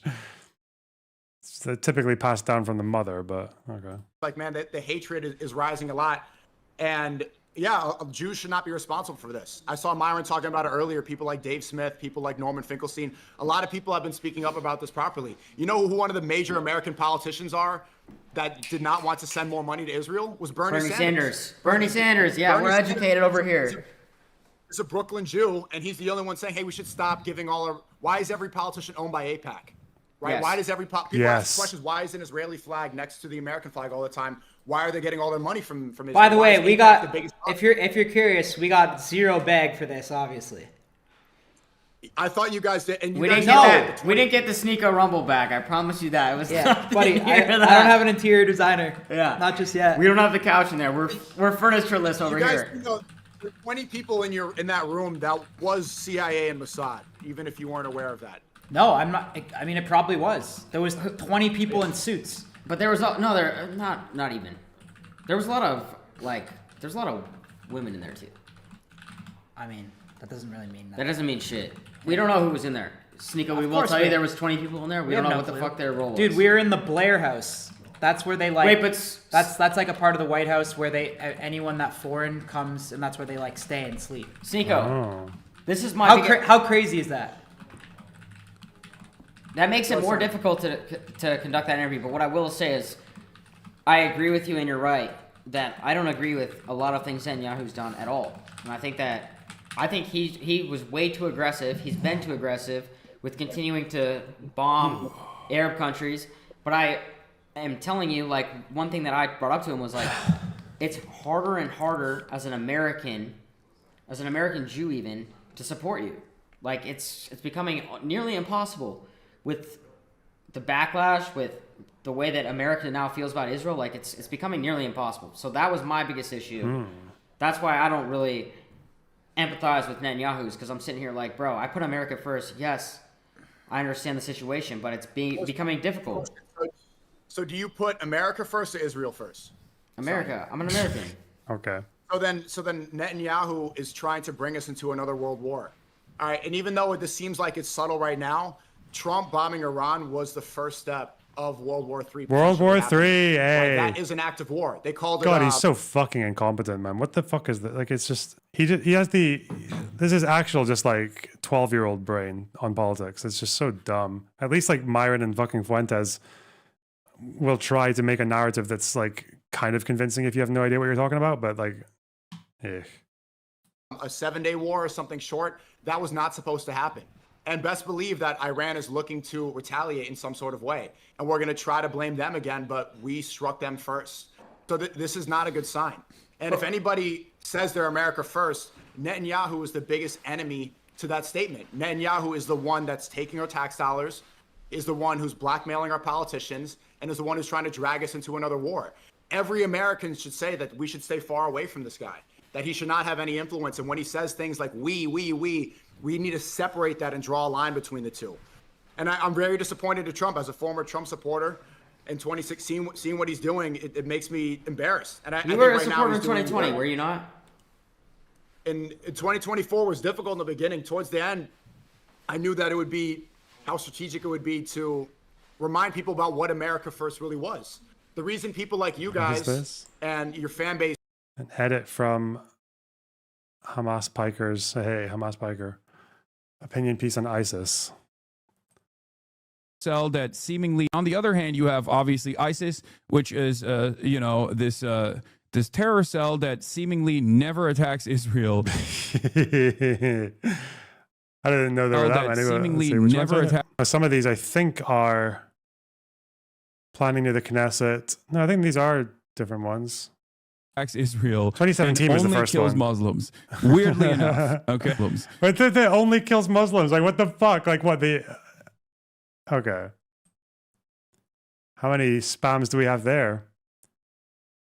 They claimed attacks all over Europe. They killed Americans who were in the Middle East. The fuck? Oh, God damn it, man. Holy shit. Oh. What's this? What is it? Man, to be fair, even I forgot about that. So, what was me?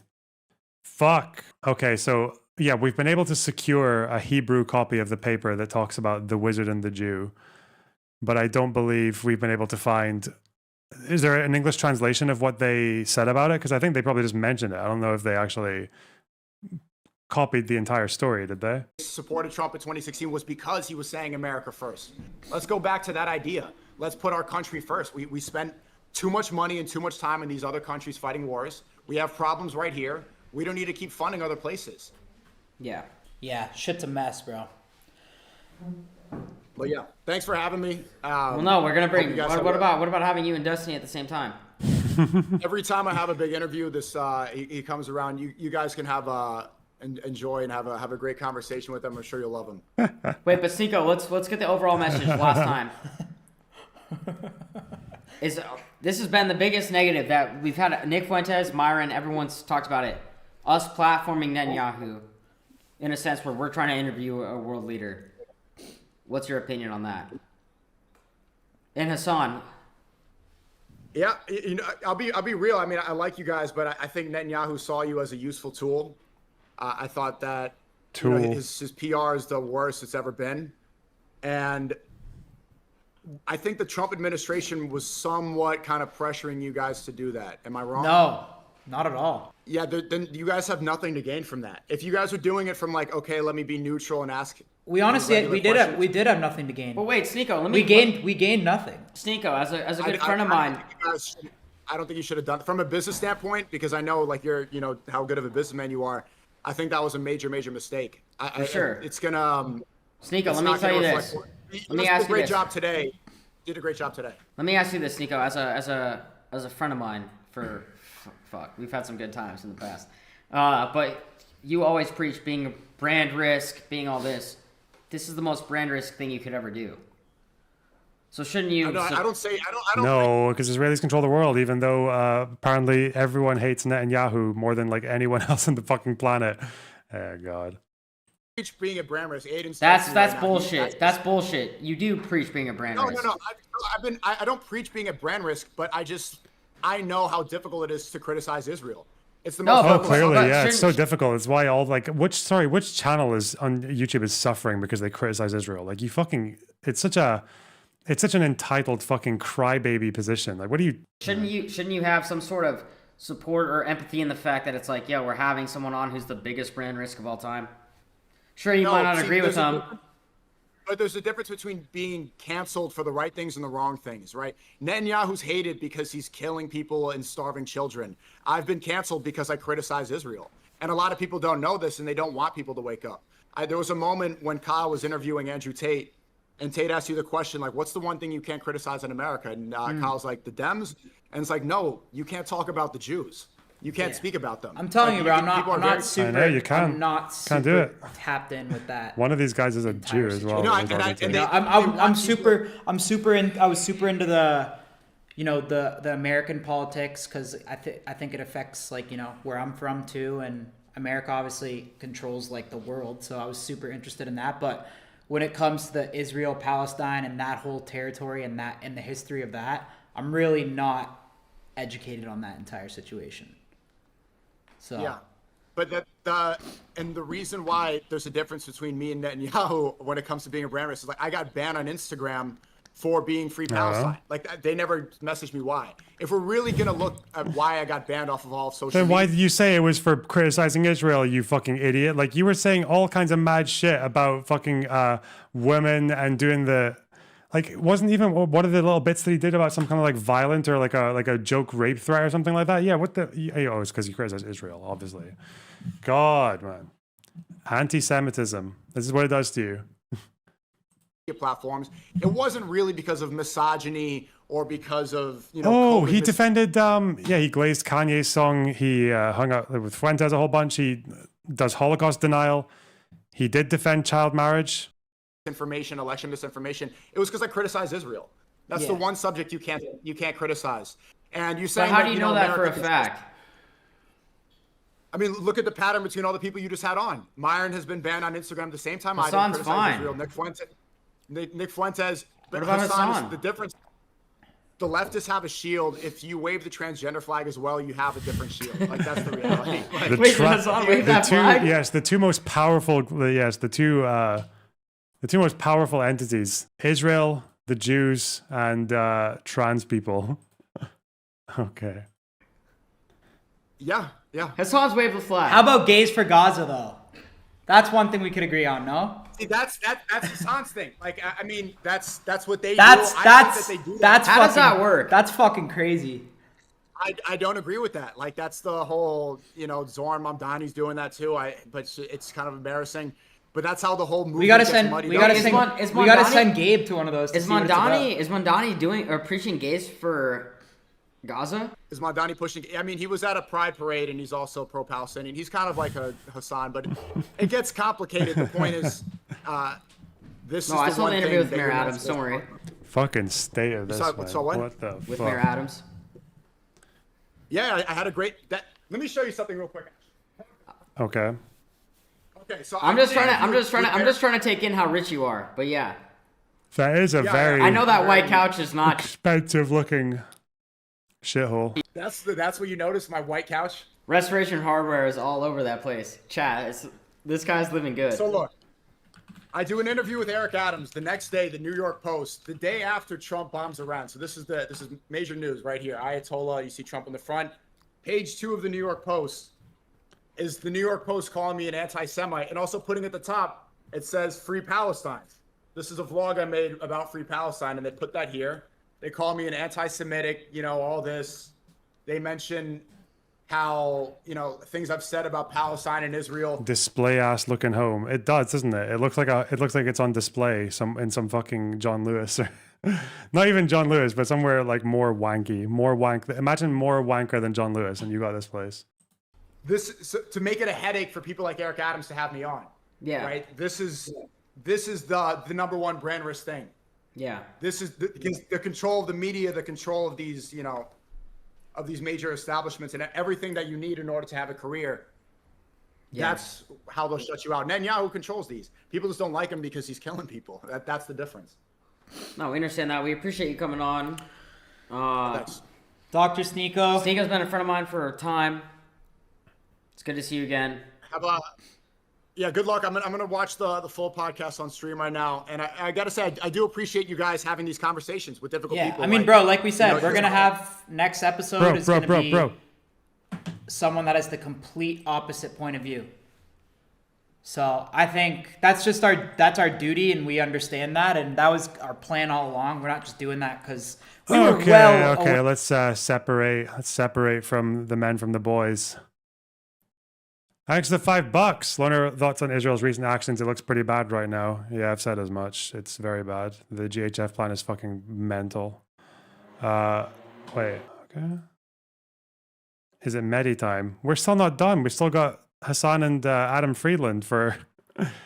Jesus, how long? They spoke for half an hour. A lot of years. I think that he does well in the Palestine issue, and I'm not a socialist. Who does? I think you guys should. Shit. Brand risk in the chat. Sneako. Sneako. It is banned. What the fuck? Well, unban it. Sneako should be able to be banned. You guys do that? Mossad! It's Mossad. Chat, they kissed the wall and then banned Sneako's name. Unbelievable. So Hasan. No, they're spamming stars on purpose. Yeah, They're Hasan wants to come back in. So yeah, I feel like we got cut short. He wants to come back in. What do you think about Hasan? All right. Last words. What do you think about Hasan? I mean, we've had a back and forth for a lot of years. I think that he does well in the Palestine issue, and I'm not a socialist. I think you guys should press him on that. I want to hear what you guys think about socialism. Is he more of he's a Bernie Sanders socialist guy? Yeah, I mean, socialism has never worked in the history of the world, and now they want to bring it in America. How the fuck? Wait, Hasan's a socialist? Slam dunk. Yeah. Hasan's the richest between all four of us. Bro, my brain's being dragged in so many different fucking... Sneako, is that fair? Hasan definitely has the most money out of all four of us. Hey, Steiny, we're trying to lower the anti-Semitism, and you keep talking about money. No, I'm just saying, for a socialist to support that when you're the richest guy, it's weird. That's the problem. Wow, good one. I would love to see you guys question him on that. All right, well, give us a question to ask him. He'll never get out of that pickle. Give us a question to ask him. When has socialism ever worked? Ooh. All right, I like that. Fuck, Sneako, I wish it's good to see you, my friend. I'll talk to you soon. I wish I had the Vine boom for that one, for that fucking destruction. All right, take it All right, easy, brother. We'll see you soon. All right, bro. Riyadh. Absolutely shagged. Fuck. I like Sneako. I know. He's always been my boy. I need a water. Baby, can you get a water for Kyle? And do you know where my Pellegrino is? Is that mine with the lemons? All right, let's get Hasan back in here because he's gonna come in. Who's this? Dan can't tweet. I have something here that was sent to me from an excerpt from the interview that you guys conducted, where you asked him if he prefers, Burger King or McDonald's or whatever. Yeah, you asked a houthi that. Oh God. And it's really sorry. Someone that you introduced as a houthi. Sorry. Whoa. Interesting because people have yelled at me for doing this. Is there a KFC there? They're everywhere. I don't think there's a KFC in Yemen, dog. He says they have two. Oh, they do have KFC in Yemen? That's crazy. Okay, that's sick. Is there a KFC in Yemen? No way, dude! Holy fuck! There's a KFC in Yemen! I have and hot. That's what he does. Is he definitely went and got his research. I'll call him out right now. Honda. I want to get Destiny with Hasan. Hasan's such a puss, though. Hello? Are you good now? You changed your fit. You changed your fit. DDoS hacker.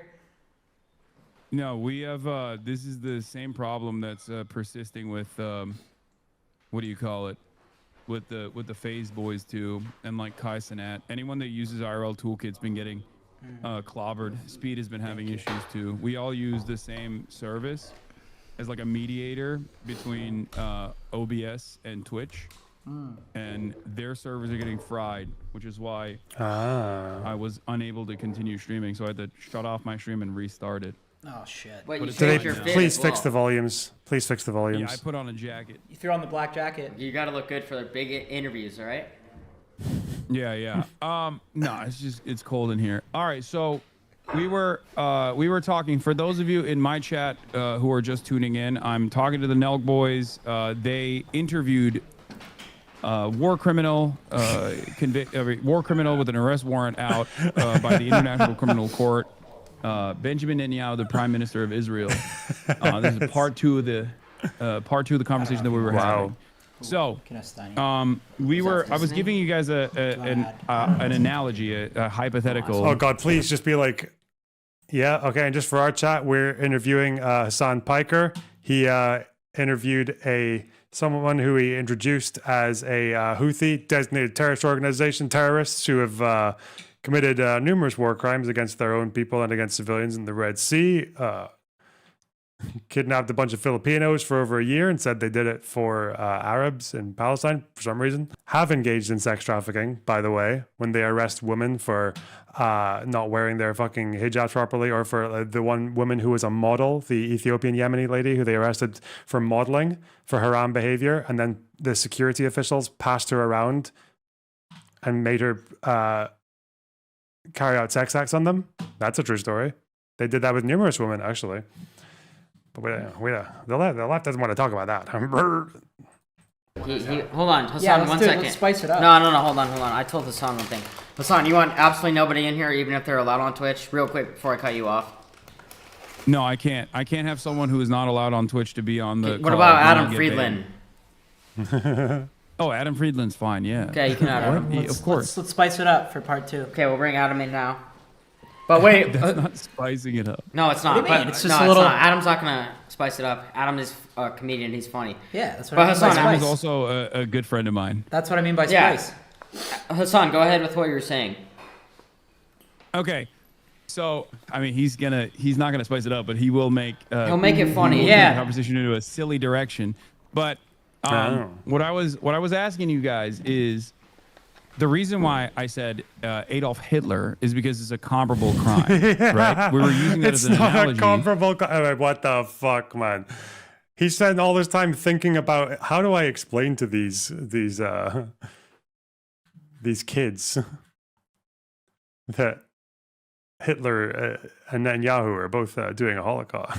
I was using that as an analogy because, like, we both understand that he did a horrible crime. Holy shit. Adam, we need to turn your cam on. Oh, hello. Just 1 sec. Who's there? I'm gonna fix all the cameras. Is this the stream? Oh, this is Adam? Yeah, he's. Oh, fuck. Cool. How do I see the other people on this? I've never had. Bro! 1 sec, Adam. Turn on your camera. What up, Adam's Adam? camera's on. No, I think Adam, it's just you're us fine. three. My camera's on. I can hear you. We're fixing now. We're fixing it. We have our guy doing this shit remote. Aaron? Okay. Is that you? Adam, what's going on, bro? Who's in the pink square right now? It's Me? the Nelk Boys. It's Steiny and the other Nelk. You know my Hasan, say his Hasan, name. you know my sir. name, bro. Hasan, say his name. Do not be disrespectful up in here. Aaron. The volume has been out of balance You for the watched the entire episode? thing, hasn't it? I did. It was amazing. Hasan, bro. you can't Thank say you my again name? for having us on, or having me on. I appreciate it. That was funny. It's Kyle, right? You know my name, bro. Bro. It's Kyle. Bodyguard. Yeah. Is Steve there? No, it's just me and Kyle. What are you guys doing? Hitting happies, doing zaps. No Dude, I zaps. watched so much of your guys' stuff for like 2 weeks. No What's zaps going on? Why do tonight. you want me on this thing? What's going on? Oh, by the We way, Hold Aaron, up. you Our guy's bitch just fixing this shit right now. No, I want to tell Aaron something. My guest this week is G Herbo, and you were talking shit to me that rappers would never accept me, and he's by far he's accepted me. John. I love G Herbo. Stop moving, John. It's also G Herbo. The H is silent, bro. What? The H is silent. It's G Herbo. But yes, I love him. Whatever. Yeah, we're very good. We text and stuff. Can you guys see us? What is going on right now? Adam, how do you know The street. Hasan? That's a real question. Is how are you and Hasan allies? I know it's on from the Bund, from the workers, the People's Workers. Damn, we're Party actually that getting we're gifted. We're actually getting subs during this. Shout out Jenny Full Send community. Okay, so Oh, Adam. Imagine getting Why can't I subs see during you guys? this. And why am I Give on us, this right now? give us a We're sec. gonna Give us get a in there in sec. a sec. But Adam, we have Hasan's here. It's me and Kyle here. They We've interviewed. had 5 different people in here, and now Hasan. Oh, there you go. Oh, boom! What's good? It worked. Kyle Forgard. What up, Adam? Good to meet you, bro. This guy, Aaron. Adam's a course, great of guy. course. Adam's a good guy. I know Adam seems like good vibes. He's a troll, but he's a good dude. I fuck with He him. is a What is troll. going on right now? Massive Can you guys troll. please explain Hasan will explain. Yeah, wait, Hasan, why don't you go ahead and debrief Adam on what's going on as you changed your fit before you lagged out? Yeah. What happened is these guys, the brilliant minds of the Nelk Boys podcast, went and interviewed war criminal Prime Minister Benjamin Netanyahu, and now they're getting now. Yeah, they What? did. Guys, in the middle of a war? It was a Aaron, genocide. Adam, it's a war leader. We had to do it. you know 60,000 people, and lowest estimates are dead right now. We understand it. We have empathy with everyone who's been affected by the war in general, but we are gonna have a pro-Palestinian. Also, on don't these guys? Doesn't Hasan constantly post tweets from drop site, and they interview Hamas people like all the fucking time? Like what they, or they'll source Hamas people in their That's what we do here. journalism. We do not. He's charged with as a war criminal by the ICC. You could have Slobodan Milosevic on. We would have a lot of people on. Would have anyone on? They said they would So have. fucking They said they would have sorry, Adolf man. Hitler No, on. we did not. We say never that. said that. Hassan, twisting Okay, words, they giving said they would have hypothetical Osama bin bullshit. Laden on, None of but that. I thought they did say they would have Hitler on. You had a fucking Houthi on, Hasan. Oh my god, I can't. Why is that just not? You introduced the kid as a Houthi and then glazed him for an hour. I don't suppose you think there's no evidence that they stole aid, so much to the point that it exacerbated the famine, and resulted in the UN saying that they didn't even see any point in sending aid over for certain periods because they couldn't guarantee that any of it wasn't just going to get diverted to the Houthis. And you compared them to a fucking anime hero. I can't. It's so disgusting, man. It's so. not Adolf Hitler. Okay. Hitler is too long ago. It's too hypothetical of a I'm question. catching up right now. And did you press him? Did you you dunked on him? We or something? asked him what was his response to start. It's okay. We know he's a genocidal warlord comparable to Hitler, but listen, trust me, we dunked on him. Oh, that's okay. Why the fuck do people pretend that dunking on him would have made any fucking difference to how they feel about this interview? Like, it's so stupid. Starving children in Gaza. Could he have stopped October 7th? Is he looking to have regime change in Iran? And we told him that Americans don't want to see another regime change war in the Middle East. We've told him But why? he's been. We asked him, Bro, did you? That's all good, but did you? Did y'all get any Vine boom moments? Y'all get any? Did y'all get any good bass moments? You meme on him? You clown on the guy? You get any of those clips where you finish it with a Vine boom and Base? harder to be a Jew in America. They asked him if he was starving children in Gaza, and he said no. It was Hamas starving children in Gaza. Adam. Wait. Answer this. Hasan, did they glaze? I don't know. I haven't seen the excerpts yet. I was editing the G. Herbo. Neither of them have seen the interview. Okay. Oh, I needed to get the fat ox. I need that for a soundboard. And how many? I probably need quite a few. I need quite a few soundboards from this. How many are there from this reel? Hang on. Brother, can you open the larder and can we have our shopping? Because that selfish yank has just eaten all the fucking food and me and Imogen have got nothing to eat for breakfast now. He's had 4 bowls of cornflakes yesterday. 4! And they're not just normal bowls. They're fucking mountains of cornflakes. Like a mountain and a whole bag of sugar. We're running out of sugar. Well, how many clippables are there? There's selfish yank for sure. 4 bowls of cornflakes. Fucking mountains of cornflakes. Well, because of him. And now fucking... Bibi is not an IDF soldier. How is he comparable to a Houthi? I'm just going to assume you have no idea what the fuck I'm referencing because that is the most brain dead question. the reason you would compare it is because he took someone on who he believed was a Houthi, even if it was just like a regular Houthi grunt, or even just like a Houthi propagandist, maybe not even a fire, but he took him on and glazed the organization for an entire hour. No critical questions, nothing challenging the fact that they have kidnapped fucking women and abused them and sexually abused them and passed them around the fucking security forces to rape them like repeatedly, or the fact that they kidnap Ethiopian and Somali fucking refugees who are trying to go to Saudi Arabia and force them to the front lines and make them fight for money, or the fact that they have diverted so much aid and stolen so much and kidnapped so many aid workers that it's resulted in exacerbating a famine that killed like 80,000 kids, or the fact that they have persecuted the Christian and the Yazidi minorities, not to mention the Jewish people, the last 5 of them, whatever, who are left in Yemen. And Hasan asked this kid if who he thought was a Houthi soldier at the time, or just a Houthi propagandist, and asked him if there's a KFC in Yemen. And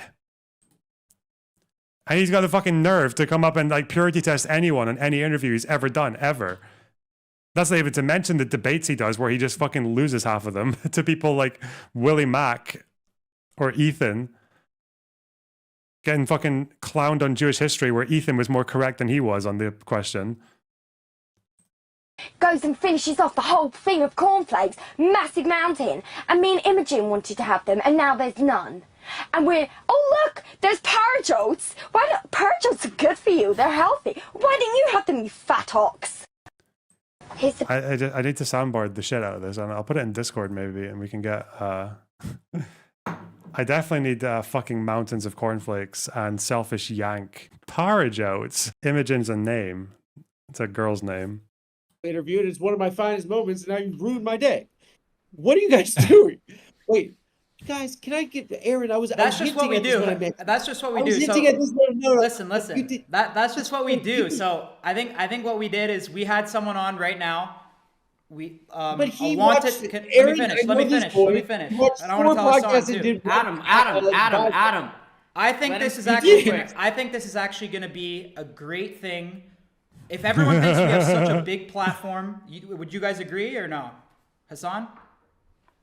Yeah, you guys have a decently sized platform. People wouldn't be pissed, right? If we didn't have a big platform.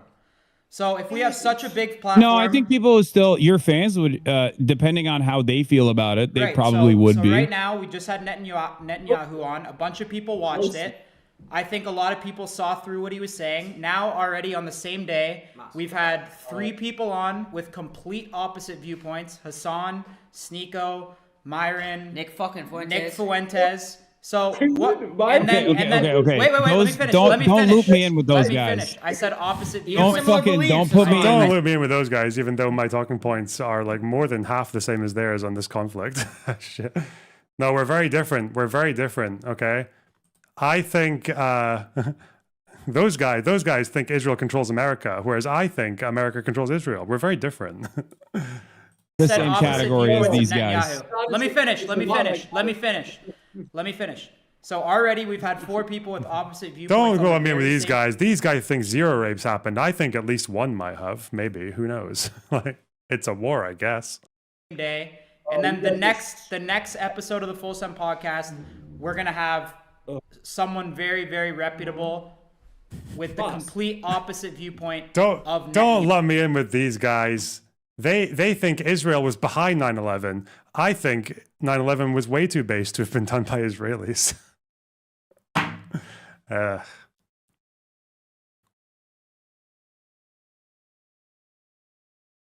Yahoo. So I personally think, and listen, there's a lot. You guys got to understand though. Hasan, there's a lot of people, I know, there's a lot of people like Hasan, though, that are educated on this issue, and there's a lot of people like myself who are really not, and I know there's a lot of people watching right now that are the same way as me, that just read shit and don't know what to believe.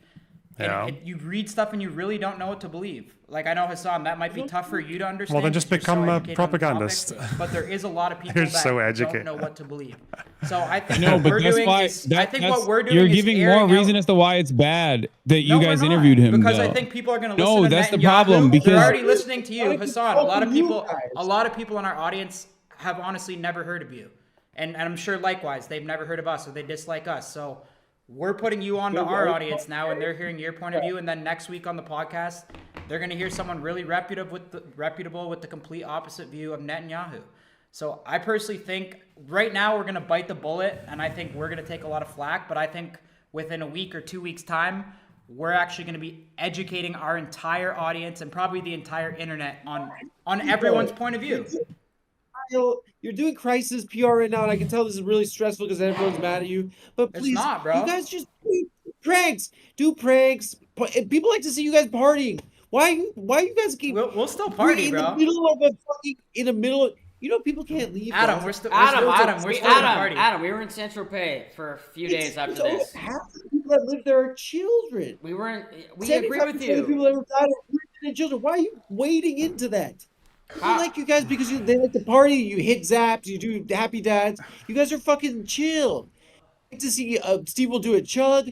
Just do it. Why are you touching that? Adam, I agree. Out of interest, why is Hasan not complaining that they just platformed Myron and Fuentes to spew like proper anti-Semitism unchallenged, and they nodded along with it? Why did Hasan not have an issue with that?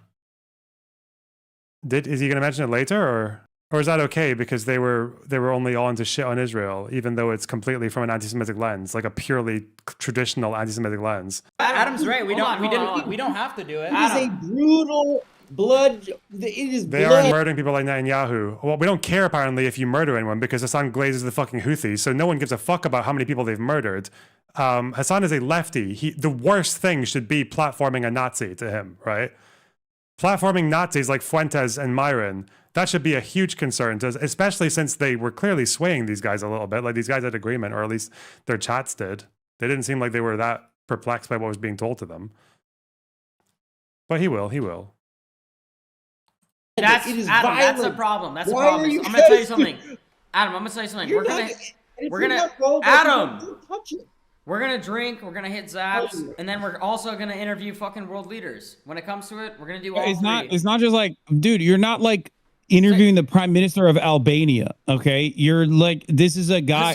Hasan, if you did that, no one would. You wouldn't be doing this video or this video call anyway. If you were doing that, nobody would give a shit. It wouldn't have happened if he'd even interviewed like the Ayatollah. Like he would, not from Hasan anyway, or if he'd interviewed fucking like Nasrallah when he was alive, or if they interviewed Sinwar, Hasan wouldn't have cared. I think Netanyahu might be the only world leader there is that Hasan's got an issue with these guys talking to. We planned to do this stream. You can check my story. We planned to do this before. God save Hasan, Albania, you're coming in true. here all hot, but it's like, bro, we told you exactly what was gonna happen. I texted you ahead of time. You know we're gonna have someone who's pro-Palestinian on the other side. And you're coming in okay, here but that with doesn't change like, the dude, dynamic. I found out about it. I found out about the interview after point, you had like, already conducted you it. haven't even watched the episode. You're trying to come in here and just press. I know, the but fuck if you out were to have asked me ahead of time, I would have told you not to do it. Even if he watches it, he'll still think the same thing. No, I know, but I'm just trying to press him. I've watched so much Nelk. I love you, boys. Listen, boys.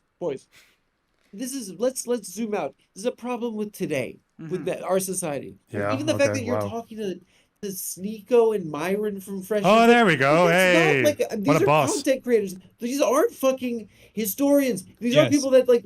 These are the fact that like the experts on the wait, no one who's talking. Hasan's not a historian or an expert. Okay, what Finkelstein is that what we're gonna say? Because Finkelstein's not a historian either. He's a political scientist. Okay. It's politics and it's war and it's violence. There are people that study this, right? It's just not everything's content, guys. Okay, bring on Benny Morris then. Just ditch everyone and bring Benny Morris on. Solved. That's okay, isn't it, Adam? You'd be fine with that. But that's what we're gonna have on the next episode, bro. You had Coke. Jesse would have never allowed this were he here. Oh, Jesse, he told me he watched this episode. Adam I don't know enough about the Nelk history. He comes very studious. I don't know about the Nelk history to know what Adam is saying, but it seems to be That's one thing impactful. about Adam is he will fucking know everything that's ever happened. Do you think that they just didn't realize? You think that you think it's banality of evil? Guys, there's a book by this lady Hannah Arendt that I want you guys to read. The Banality of Evil. Uh-huh. And I want you guys to get back to me on it because it's sometimes like you know, like it's sometimes I'm doing a podcast. It's just a podcast, but you don't realize that there's like a gravity there. There are powerful people wanting access to your fucking platform that have an agenda. It's just like when I was asking about like Zuckerberg, right? He like his stock plummets when he's like doing the censorship. No, the banality of evil was about bureaucrats who were orchestrating the Holocaust. It's not about some random fucking journalist shitter who interviewed Hitler at one point. Like, that's not the banality. Okay. Around COVID, and then everyone's like, "You're anti-free speech Democrat," and then he puts a chain against muscles, and then his stock goes back up. But like it's this, everyone that says you're an anti-free speech Democrat is like, "No, you're sick because you do bow and arrow." But he's like, he's going on podcasts now because his stock price. It's an advantage for them, and it's like they're using you guys. They're using you guys to look good. We understand that, bro. Why does anybody, Hasan? Sorry, Adam, I don't mean to cut you off. Hasan, anyone goes on a podcast to promote whatever they're doing.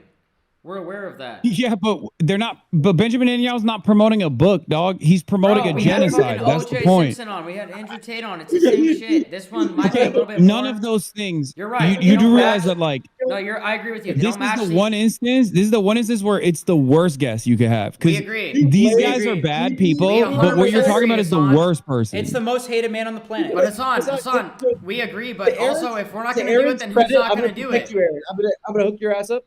I said BB to that guy Yossi, who's your Mossad handler, and Aaron said, "Who's that?" He didn't know that. He didn't know that he's named BB. I'm just that's protecting you. No, you said who's that, which is good. I mean, like, guys, just it's like unless you know, like, it's wading into fucking like it's violence and they're bombs and no, Adam, you're right. You are right. We definitely realize that. You don't have to do content about it. You don't have to do like we're gonna fucking collab with him.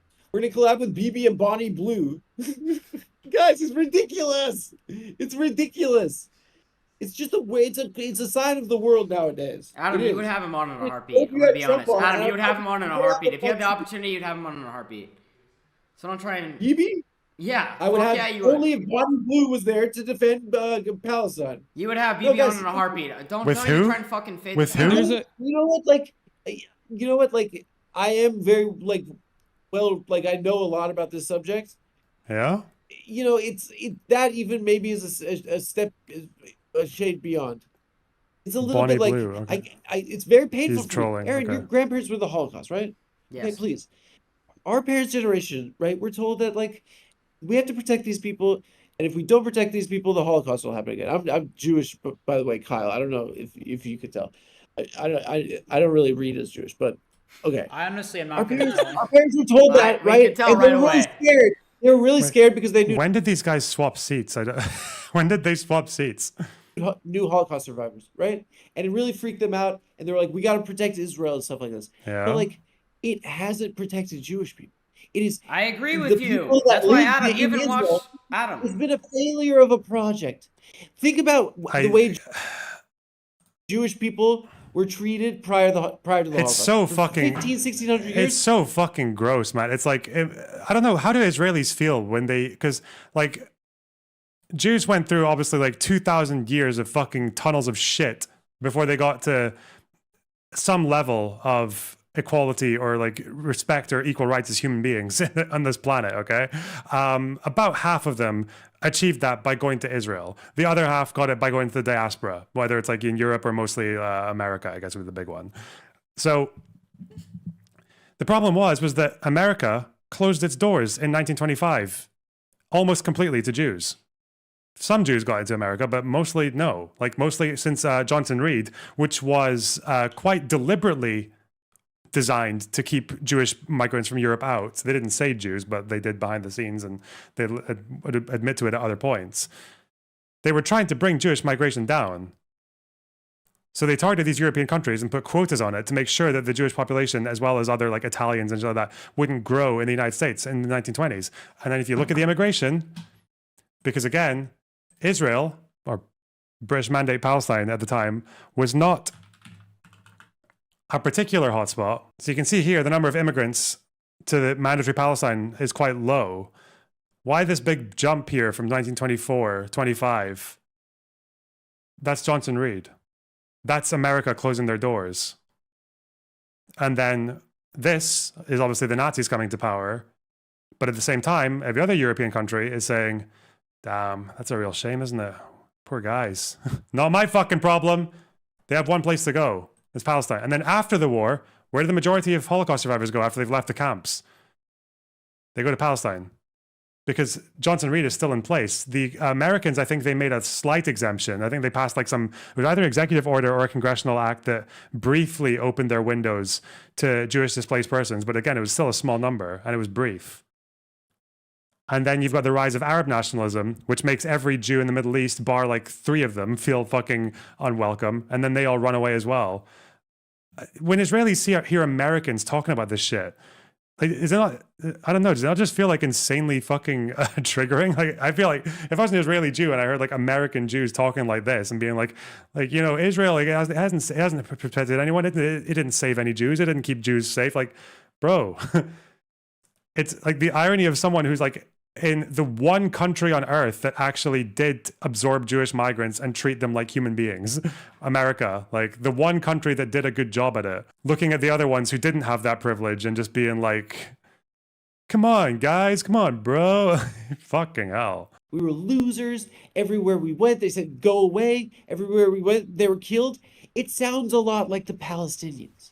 Adam, because I'm gonna they tell are you this. people who are dispossessed, and everywhere they go, they get killed. Adam, and if we listen. can't see ourselves in that, it's a shanda. Adam, Hasan, I'm gonna tell you something Hasan. really quick. I don't agree with Netanyahu. I disagree with a lot of things he's doing. I think he's acting. It doesn't matter. I think in certain aspects he's acting the same way as Hamas is. We've talked to him about this. Hamas. No, there's no. This is what I mean. You're saying like he's acting. No, but Oh Hasan, no, don't let that one slide, Hasan. You're gonna get your mask off. Hamas are much more ethical than Israel. Say it. You're disregarding the point. No, it's definitely nothing to do with the fact that they're just less well armed, and so it's quite difficult to compare what they would do with the same level of power. But okay. And Adam, you're not listening.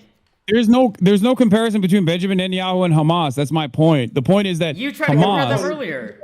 True. Hamas's death count is way lower because they have fuck all strength compared to the country that they attacked. Yeah, that's that can be expected. But they had military superiority over a fraction of Israeli territory for 12 hours, and they killed 1,200 people. In which 12-hour window in this war has Israel only had control over like a tiny little fucking pocket and managed to kill 1,200 people in 12 hours? I just want to, I don't know. I feel like you gotta narrow these down. I just want to know what Hasan would say to this question. If the IDF delayed response, let's just say the response never came, what do you think Hamas would have done? What would Hamas have done? Would they have stopped at any point, or would they have just? Why wouldn't they have just kept going? Let's say they reach all the way up to, they get like a few more guys up into Beersheba, or like there's a 4th wave, or a 5th wave, or a sixth wave. What happens if they reach Tel Aviv or Jaffa? Like, what happens if there's no military deterrent for Hezbollah? Like, would they not come in and help from the north as well? I thought that was the whole point. Obviously, they don't do that because they can't. They'd get tired at some point, surely. Because there's only one answer. They would have just kept going until Israel was destroyed. And that would have been, if they can kill 1,200 people in that one little area, they'd probably, you'd have like you'd have like hundreds of thousands dead. Maybe like in no time. Some estimates for Sabra Shatila are 3,500. Well, the highest estimate is 3,500. The consensus is more just like around 1,000. And that was over 48 to 72 hours. And that wasn't even the IDF who did the shootings. So yes, that is actually, yes, the one point where Israel was actually like close to that same death rate in such a small space of time. The one time where they matched Hamas was when it was Christians doing the killing. Yeah. No, Benjamin Netanyahu is infinitely worse. That's the point. The Israeli military and its conduct is a million times worse than anything Hamas could have ever done. It is hundreds, if not thousands of October 7th that Benjamin... Harvey, there's nothing you know about Sabra Shatila that I don't know. Shut the fuck up. Like, why? Why would you even pretend? Like, there's nothing you know about Sabra Shatila that I don't know. It's just interesting that you had to go that far back and to that kind of dynamic to that relation where it wasn't even the IDF doing the shooting to say this is the one time where Israel came close to the same death rate as Hamas. Even though, again, Israel had military superiority over that area for far longer than 12 hours. They had it for months, actually. They were occupying Lebanon for 18 years in the south. So no, I would not compare the IDF given their ratio of like how much control they have over an area versus how many people they kill. It's not a good comparison. Yeah, I was done with superior firepower over the course of the last 2 years. There's a mass starvation happening. Israel is the much more powerful entity in this process, and it's backed by the most powerful country on the planet, the United States of America. Yeah. I think bottom line, guys, on the Full Sun podcast, we're willing to have anyone on the planet. That's just the way only it way is. to think of it. All you have to think of it is in this way. You have the longest occupation in modern history, right? And you have a group of individuals that don't have a right to self-determination. They don't have a country, right? And it's been this way in Gaza since 1967. Okay, in Israel, it's a Tibet's probably a longer occupation, but okay. Country. They're in the United Nations. They can vote in their government. These people don't have those rights. And guess what? Right now, there's a fence around them, and they're trapped there. It's not it's not a one-on-one. You don't even have to Hasan It's literally no. Hamas is better than Israel. You don't even have to frame it that way. That's just the situation with the Palestinians Hasan does. and the Israelis, Yeah. right? Who are like living on either side of that fence. And it's just like, guys, like I get what you guys got to be fucking stressed as shit right now. But like it's just like we're all good. It's just I don't think they care. What the fuck? It's not get in trouble for anything else. You're right, Adam. I understand your point of view, though. We do a lot of comedy. We do a lot of fun stuff. So you're right. We actually definitely didn't need to do this. I totally agree with you. I totally agree. There is no good purpose. There's no good purpose to interviewing Benjamin Netanyahu unless you're. Why is Israel held so accountable for Sabra Shatila? People act like the IDF did the worst thing in history there, and ultimately it wasn't even directly the IDF. Well, it was directly Sharon mainly, right? Yeah, but I mean, yeah, it's the fact that it was like the Sharon had to lie just to get the thing authorized, right? He had to lie about the threat. He had to lie about his perception of how much of a danger the phalangists were at the time to civilians, because he knew they were. He just lied about it. He just lied. Yeah. He told other people that the phalangists were like out for blood because of Jamal's death. But then he told the cabinet that they were actually fine, that they were going to be above board. So yeah, he lied. He also lied about the number of armed militants in the region. There was in the camps. There was no evidence that there were 2,000 PLO fighters still there.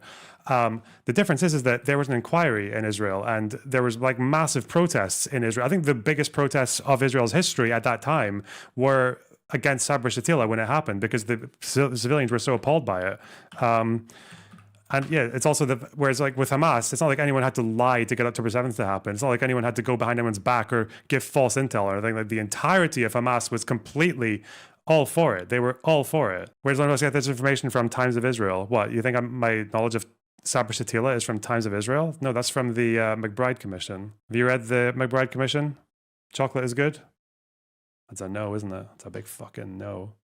You're like literally there to fucking laser him or directly arrest him and send him to The Hague, which is not going to happen under any circumstance, especially not inside of the White House. So the only thing that happens here, even if it's a failure overall because of how fucking how intensely disliked Benjamin Netanyahu is. What commission? Doesn't even know what commission. What a fucking loser, man. Doesn't even know. I'm talking about Sabra Shatila and you're like, where'd you get these facts from? Is that from Times of Mossad? If you don't know, just listen. Jesus Christ. The goal on his end was to basically use your platform in the same way that they use CNN. So in a way, you guys turned into CNN. I don't think that we've already talked about this, but I don't think just because we platform people, they fall for everything the guest says. And this is a perfect example of that. No, I know that, and they clearly aren't. Just go read the and people are going to be more mad at you guys as a consequence of like interviewing. Yeah, my point is that if you're asking me about the morality of soundboard, you fat ox. It's so loud. It's like clipping loud. Oh my god.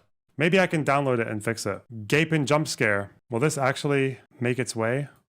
Will it get in there? Well, because I downloaded the video, but like it came fucking the soundboard I sent you. It came with the original. Well, I can like, turn sound the audio, I, so. I can turn the volume down. It's okay. Sound name Fat Ox. What emoji would I use for Fat Ox? Do I have anything on my server that's for Fat Ox? Probably your fucking the cereal picture you took. The what? The picture of the cereal that you took. The Weetabix. Yeah, that one. How Put your old is face on that it. emote? The fucking Weetabix emote. That's so old. That's like first generation Loner Cord. Rest in What, peace. 2022? 2020, 21. Oh shit! It's like what, 4 years ago? Yeah, or 5. I can't see it. Is it gone? Has it been recycled? Has it been cycled out? Fuck. Okay, I'll just use this. Whatever. No, wait. Oh, here's a good one. Okay, good. Okay, I got one. How does that sound? You fat ox. Okay, let's get the other ones. Okay. Oh, Wait, it's you had another that you had a fucking. Fat Talk emote? The person made a new account. God, why do they do this? Listen, you can come into Discord and talk if you're that desperate for my attention. But the new accounts thing, okay, sharp on it. Okay. Oh, you guys got me donos. Shit. Okay, they got the soundboard fixed up. Okay, fix them up. Fix them up. About the Ozzy Osbourne guy? Yeah, he died. Rip. Bro. Selfish Yank. Okay, that's easy enough. We can just get an American flag. USA. There we go. Okay, one more. It takes a minute to do this. Huh? 4 balls of cornflakes. This is too long. 4 bowls of cornflakes yesterday. Well, you need it 4 or 5 seconds. Huh? I just need this. I don't need yesterday. 4 bowls of cornflakes yesterday. 4 bowls. Just cornflakes. 4 bowls of cornflakes. 4. Not even the yesterday, just the... This? 4 bowls For of the soundboard? cornflakes. 4. Yeah, okay, good. I don't know when I'd ever use that one, but okay. I need a Vine Boom as well. It's just very powerful. Fucking viable for your what? For your fucking stream deck? Yeah, my soundboard. Yeah, but 16 or 32? What? You have a 32 button or what? Like a 32? I don't fucking have it soundboard? yet, but I'll get a 32. Yeah, fuck. Maybe a 16. Don't need 32. It's too much. Too excessive. They should. Yeah.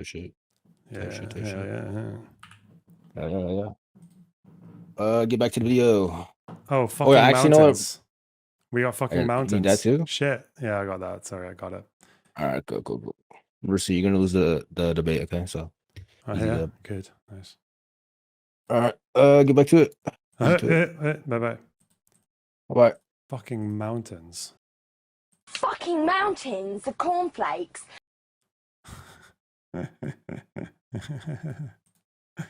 Mountains. Oh, there's a picture of a mountain. Nice. Fucking mountains. That's a good volume. Okay.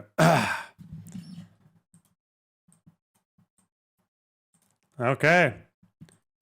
Updated soundboard. Friedland. Israel didn't protect Jews. Let's see.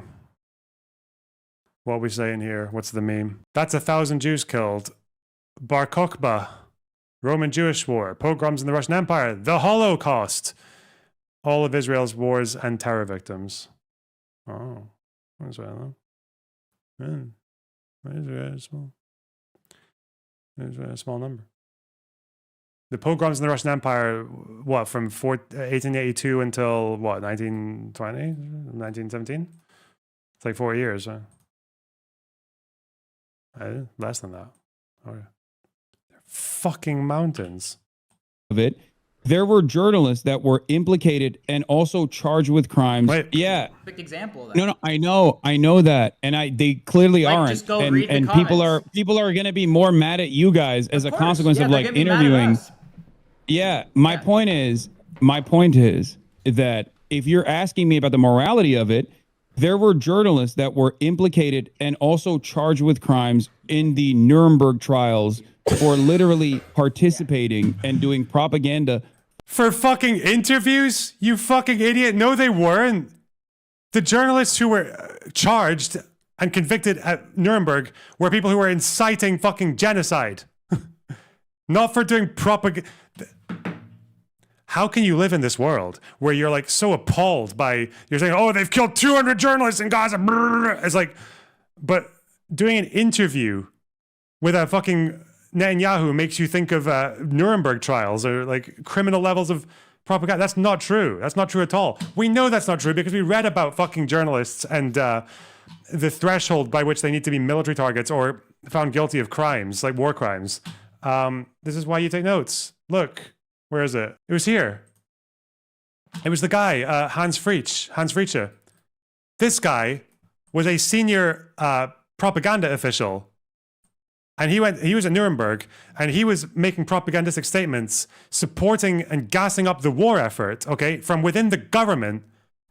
And he was not found guilty of crimes at Nuremberg. Not like Julius Streicher, who's a newspaper, like a magazine editor, who was literally talking about genociding the Jews, and he was found guilty and hanged. You don't know anything. You don't know fucking anything. You're coming on here like pretending like you're some kind of academic, and the only thing that you seem to have fucking worked on is like this delivery, like I'm about to educate you on something. I don't know about you guys having a little a podcast interview with Netanyahu, but people were convicted at Nuremberg. No, they fucking weren't. Not for doing interviews.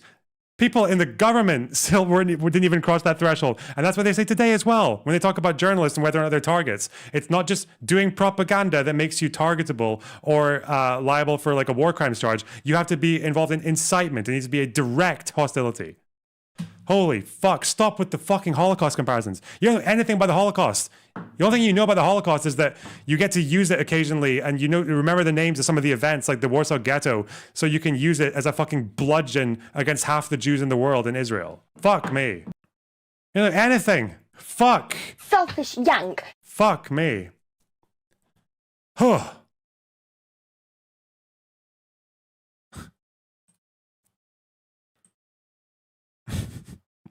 Maybe I'm wrong. Listen, maybe in this interview that Hasan hasn't even fucking seen, maybe they do actually gas up the fucking genocide, and they literally incite it and get to a point where they're literally like directing and inciting soldiers to go into Israel and commit war crimes and severe violations of the Geneva Convention. Oh, look at this. This was when they were talking about in the context of this was they were talking about the NATO bombing of Serbian radio and whether or not propaganda makes you a valid target. And the case law went back to Nuremberg. Statements that were propagandistic, but not found that they were intended to incite the commission of atrocities, but rather were aimed at arousing popular sentiment in support of Hitler and the war effort. So you arouse popular sentiment in support of Hitler and the German war effort, and Nuremberg didn't find that enough. And even the case law references that today. So no, I don't think these guys are going to end up in The Hague, bub. Or the Nazis, right? So in that regard, if you were to ask, will there ever be a Nuremberg-style trial for Israel? I don't know. Probably not. Okay, that doesn't mean that the crimes are not comparable, and that doesn't mean that your moral culpability in this regard is not close to what those guys did. I'm not saying that you guys are going to be tried in the Nuremberg style trials, but the moral culpability is still there for not, for conducting an interview such for a fucking interview. Oh God, please, just which Nazi, which journalist, which non-Nazi, I guess, journalist was found guilty at Nuremberg for doing an interview? Fucking, he's so retarded. He's so fucking dense. Actual fucking sawdust behind this fucking pushing 40 ass skull. That's a joke, by the way. That's what he says about people. I can definitely understand your perspective, Hasan, for sure. I just think that, that's just what we're gonna do with the Full Send Pod. And I don't know, maybe we got to get a little better at grilling them, or maybe next time when we have a guest like this, we can hit up people like you, Hasan, and get what you would ask and stuff like that. But do you know who did actually? What was the phrasing here? Incite the commission of atrocities. If anything, someone who did come closer to that was Hasan when he was glazing the fucking Houthis for kidnapping civilians. But you know,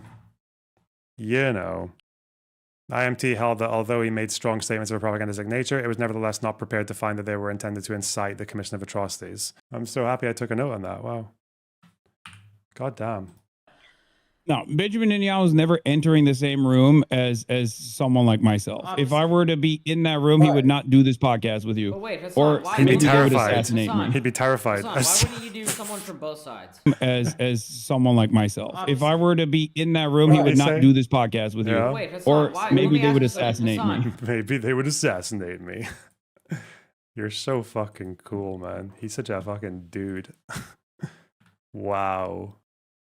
Netanyahu being like, oh no, I can't do it, guys. This guy knows what happened at the Nuremberg trials. Fucking hell. Hasan, why wouldn't you do someone from both sides?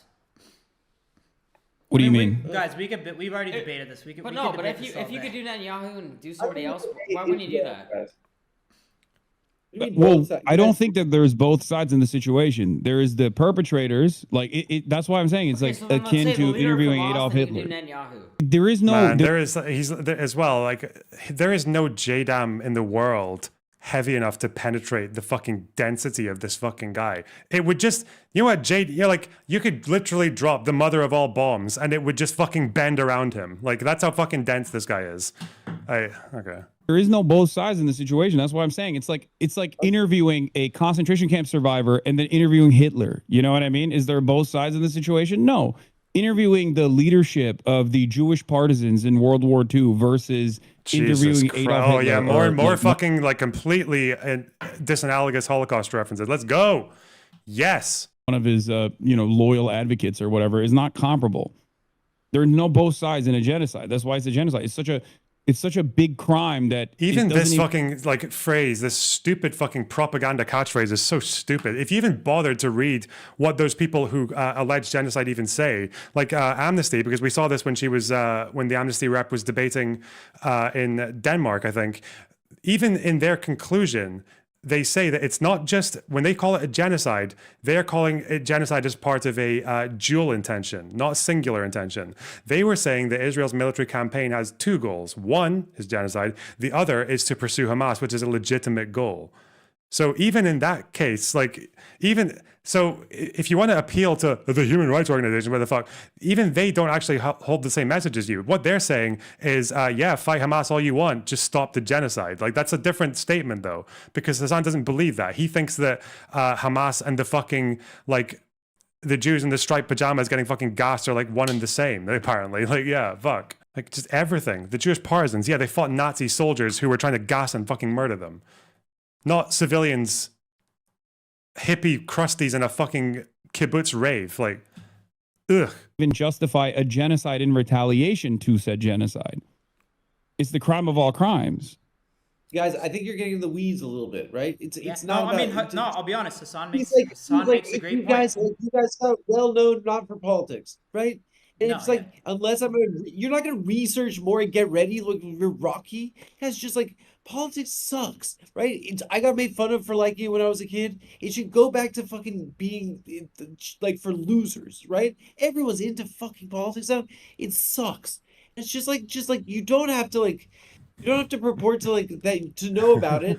And just leave it to fucking the fucking Wolf Blitzer. You know, it's see, just Adam, I do actually agree with that, but these two would obviously have to stop as well, right? Like fucking hell. Everything is content now. Whatever fucking happened to Wolf. Me too. It's he did. No, he's still kicking. How dare you guys come for the Wolf? Wolf Blitzer still buzzing around?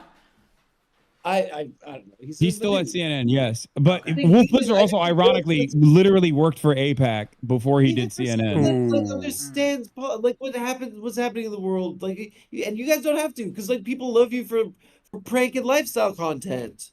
Yeah, you see, know, that's where I think I'm gonna be honest. Adam, I think that's where you're a little soft. What? Yeah. No, go back ahead. to smashing You're the good. cymbals together like a little monkeys that you are. Yeah. No, you're good. You're good. You're good. Go ahead. Go ahead. Guys, well, it was really nice to meet you. Good to meet you, bro. We'll link up Adam, soon. I'll talk to you soon, man. Where, are you in LA? Hey, what up to Steve? No, I'm in New York. New York? All right. Adam, I'll see you, buddy. Easy, bro. Peace out, bro. Take care. Did he just shut off his laptop? That's so funny. Well, oh my god, he's such a fucking boomer. That's actually what I want to ask you is because. Wait, how do I? Why is he still in the call? Oh, I don't know, but he gets pissed at us. Understandably, he gets pissed at us for platforming. But that's what I'm trying to figure out is when are we supposed to say no? When are we supposed to not do certain things? I mean, look, there are when it's guys that Hasan doesn't like.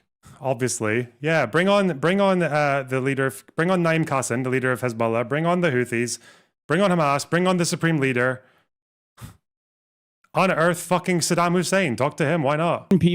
There are certain people that that not everyone is equipped enough to be able to talk to, because that conversation, instead of being a productive one, turns into one where they could just like do propaganda and use the platform that you have to get their message across. Like you, I wouldn't like I yeah, would they're, like use they're the irresponsibly same platforming you as well, just like they did with Nick and with Myron and with Sneako. Yeah. Principle for Nick Fuentes, for example. Except with Nick Fuentes, he hasn't. I mean, he's a neo-Nazi, but he hasn't done literal fucking crimes like Benjamin Netanyahu has, while also simultaneously being a neo-Nazi of a different sort. Yes. So it's even worse than someone like Nicholas Fuentes, and I don't think that Nicholas Fuentes is appropriate to also platform in this situation. What do you think about the goal of the Full Send podcast to be to platform anybody? What do you think about that overall? If that's the direction we're gonna go, right? The reason why I think it's up to you guys, whatever you want to do. I obviously can't fucking advocate for deplatforming, especially in this day and age, especially in this time and place, because a lot of these institutions that would otherwise be tasked with like taking people. Hello? Oh, your camera pooped for a second. A lot of these institutions that are tasked with deplatforming people spend way more time deplatforming someone like myself, or at least trying to deplatform someone like myself, for having a consistent moral anti-genocide and anti-Zionist position than people who are actually anti-Semitic. They call me anti-Semitic, despite the fact that I'm not anti-Semitic. The reason why I would still choose not to platform neo-Nazis and things of that nature, regardless of how equipped I am at talking to them about these issues and being able to push back adequately, is I'm just thinking, like, trying to imagine the way that Hasan talks about the Holocaust and the way that he just said that really fucking stupid shit about Nuremberg. Seeing that, I think, would he be able to handle a Holocaust denier? Probably not. I don't think he'd stand a chance. What the fuck? He doesn't know anything. He doesn't know anything about what the fuck happened. So equipped. Allow me to compare interviewing the prime minister to people who were hanged at Nuremberg for inciting genocide. Huh. A lot of these guys are simply looking for any opportunity to get their message to a broader audience. They don't actually care about the truth. They don't actually care about coming across like good or bad. They just want to be heard, because every single time they go in front of a larger audience, they end up winning over some people in the margins to their side. Okay. And if you understand that they are not honest brokers here, that they don't like care about, back and forth discourse, then ultimately you're playing a role in allowing people to be recruited to that side. You're playing a role in getting more people to be recruited to neo-Nazis, to neo-Nazi groups. I understand. And I think that ultimately that is very dangerous. That's what we're gonna have both sides on. But having both sides on doesn't actually make up for that. Is my point. I agree with you too. Hasan, I've told you. And many then there's times. also no comparison to Benjamin Netanyahu on the other side anyway. I've told you multiple times. Me and Kyle disagree with a lot of things Netanyahu has done. We do not agree. We stand neutral. But I mean, I understand. The whole problem is platforming, but that's why we're gonna have from each side a representative that's gonna fucking tell us. It's so fucking cringe as well, because it's so, like, how obvious is it? Like, and again, he's hiding the power level by not recommending people that they should interview on the conflict, right? But it's so transparent that, like, he is just upset that they aren't platforming his propaganda more often. That's all it is. Like, you know what I mean? The best possible thing you guys could have done before this interview, I mean, the best possible thing would have been to not have this interview at all. But the second best possible thing, if you were like adamant about having this interview, would have been to potentially bring someone that is knowledgeable before you did the interview, so it didn't just simply, so that Benjamin Netanyahu didn't use you guys like a fucking fleshlight, is what I'm saying, to just make himself look like not the demon that he is, but instead of a personable person. Like, here, I have something here that was sent to me from an excerpt from the interview that you guys conducted, where you asked him if he prefers, Burger King or McDonald's or whatever. And it's really interesting because like people have yelled at me for Okay. doing this with like a dude in Yemen that they claim is a fucking terrorist. That you claimed was a Houthi, you fucking liar. You introduced him as a Houthi. Stop rewriting history. Stop rewriting history. Stop it. Yeah, every time someone does this, like this kind of, like lying like this, with this omission, I feel like why do I have to do this? Why am I now forced to go and look for Hasan actually introducing that fucking kid as a Houthi? I think it's actually not even in the segment on his YouTube channel anymore. I couldn't find it there. I had to find it. Okay, this is a stupid question. This is on my segment. Did I introduce it right from the beginning? Did we go right from the top? Houthi. So when does he come in? When does he start gooning? Holy shit! It's on the transcript. What? Oh, I know. It's in the content nuke. Definitely there. 3.7 million views. Not bad, not bad. Okay, Houthi. Oh, so he calls it journalism. Yeah, okay. Beautiful eyes. They call him Timothy Chalamet because he's a Houthi. Bro, are we about to have a Houthi rebel on stream? Yes, brother. What do you mean? You called him a rebel as well, not just like a... Excuse me. Of course I'm about to have a... I'm a journalist, okay? This is journalism. It's so weird. It's so weird. Motherfuckers want journalism, and when I'm trying to do journalism, they go, why are you doing that? And now he's just fucking lying about this. He's like saying that everyone else calls him a Houthi. Fuck you, man. You brought him into that interview on the pretext that you thought he was a Houthi. And you interviewed him like you would a Houthi. You fucking came all over his fucking little barely legal face because kidnapping civilians who have nothing to do with Israel makes you happy for some reason. Yeah, every time someone lies like this, by the way, because it's a lie, it's a deliberate lie by omission. When people do this, they are murdering a part of the world, right? Like it's little things like this that just multiply every fucking day. And this is the reason that people just wander the earth eternally fucking demoralized and confused. And that's why they feel like they need to like cozy up to some very simplistic like narrative that makes the world make sense again, because otherwise it's just way too confusing. The fact that I had to literally go out of my way to find that timestamp just because he did that fucking Weasley little cunt. Fuck, I hate him so much. Whatever. Right. Okay, that dude is a 19-year-old in Yemen. He has no power. He holds no power on the planet. He is at any given moment. It just came up in the conversation. At any given moment, he could be fucking assassinated by American bombs, by Saudi bombs, or any other. Like, he is one of the least powerful people on the planet. This Benjamin Netanyahu is one of the most, or by people who are sick of being persecuted by the Houthis, or by like a Baha'i civilian, or by a Christian, or by one of the last Yemeni Jews, if there's still any powerful people on the planet. So in this opportunity, instead of humanizing him, you guys could have had someone that is knowledgeable. He risks enough. being assassinated by the security by the security staff on one of the boats they're trying to fucking commandeer. Oh fuck! Not to ask that question, and instead, when you say like, "Are you starving children?" and he says no, the person could turn around and say, "Yeah, no." I mean, Hasan, you make a great point, and I understand your comparisons to Hitler. I see your perspective, and yeah, I think just with the Folsom pod, like I told you, we're just not here to choose the guests. We're gonna have anyone on, even if it is a wanted war criminal, and we're just gonna let the viewers decide. And I think they spoke very clearly, and I don't think just because we platform people that people fall for the person's message. Yeah, like I don't. That's just the bottom line. Like, go look at the comments. We give you an opportunity. Like, it's not. I mean, it doesn't work out. I don't think that you guys would do that. Is my point. Like, if there, because there's no other. But you already said you wouldn't. You already said you would not. If given the opportunity, you would not interview Adolf Hitler. So there is a limit to it. Like, there's an upper limit. We didn't say that. We said it's hypothetical. We said it's hypothetical. But also, Hasan, it's crazy. I think it's evident that just because we platform someone, just because Nelk sits next to them, doesn't mean we agree with everything they say or do. One, because we definitely don't. And number two, just because we platform someone, it doesn't. Our viewers are fucking smart. Like, go read the comments. Like, yeah, but also it's proof that just because we have someone on, it doesn't necessarily mean a W for the guest. Hasan, I want to point out no, one thing. I understand that. There are plenty of people that I disagree with, that I communicate with. But there's a difference between, there's an upper limit to it, is my point. And that upper limit is like far past when it comes to fucking someone like Benjamin Netanyahu. My limit is far before Benjamin Netanyahu. It's someone like Nicolas Fuentes. It's just it's anyone who could actually challenge you on anything, really. That's probably where your bar is. Your bar is anyone who's not a drama creator that you think you can defeat, or a teenager. Yeah. Or someone like Andrew Tate.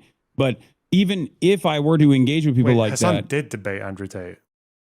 He did debate Andrew Tate, and he won as well. Like, yeah. it depends on the platform that they have and how much prominence and how much influence they hold over a large enough audience. Because I feel like it's unproductive, it's counterproductive if they hold no staying power whatsoever.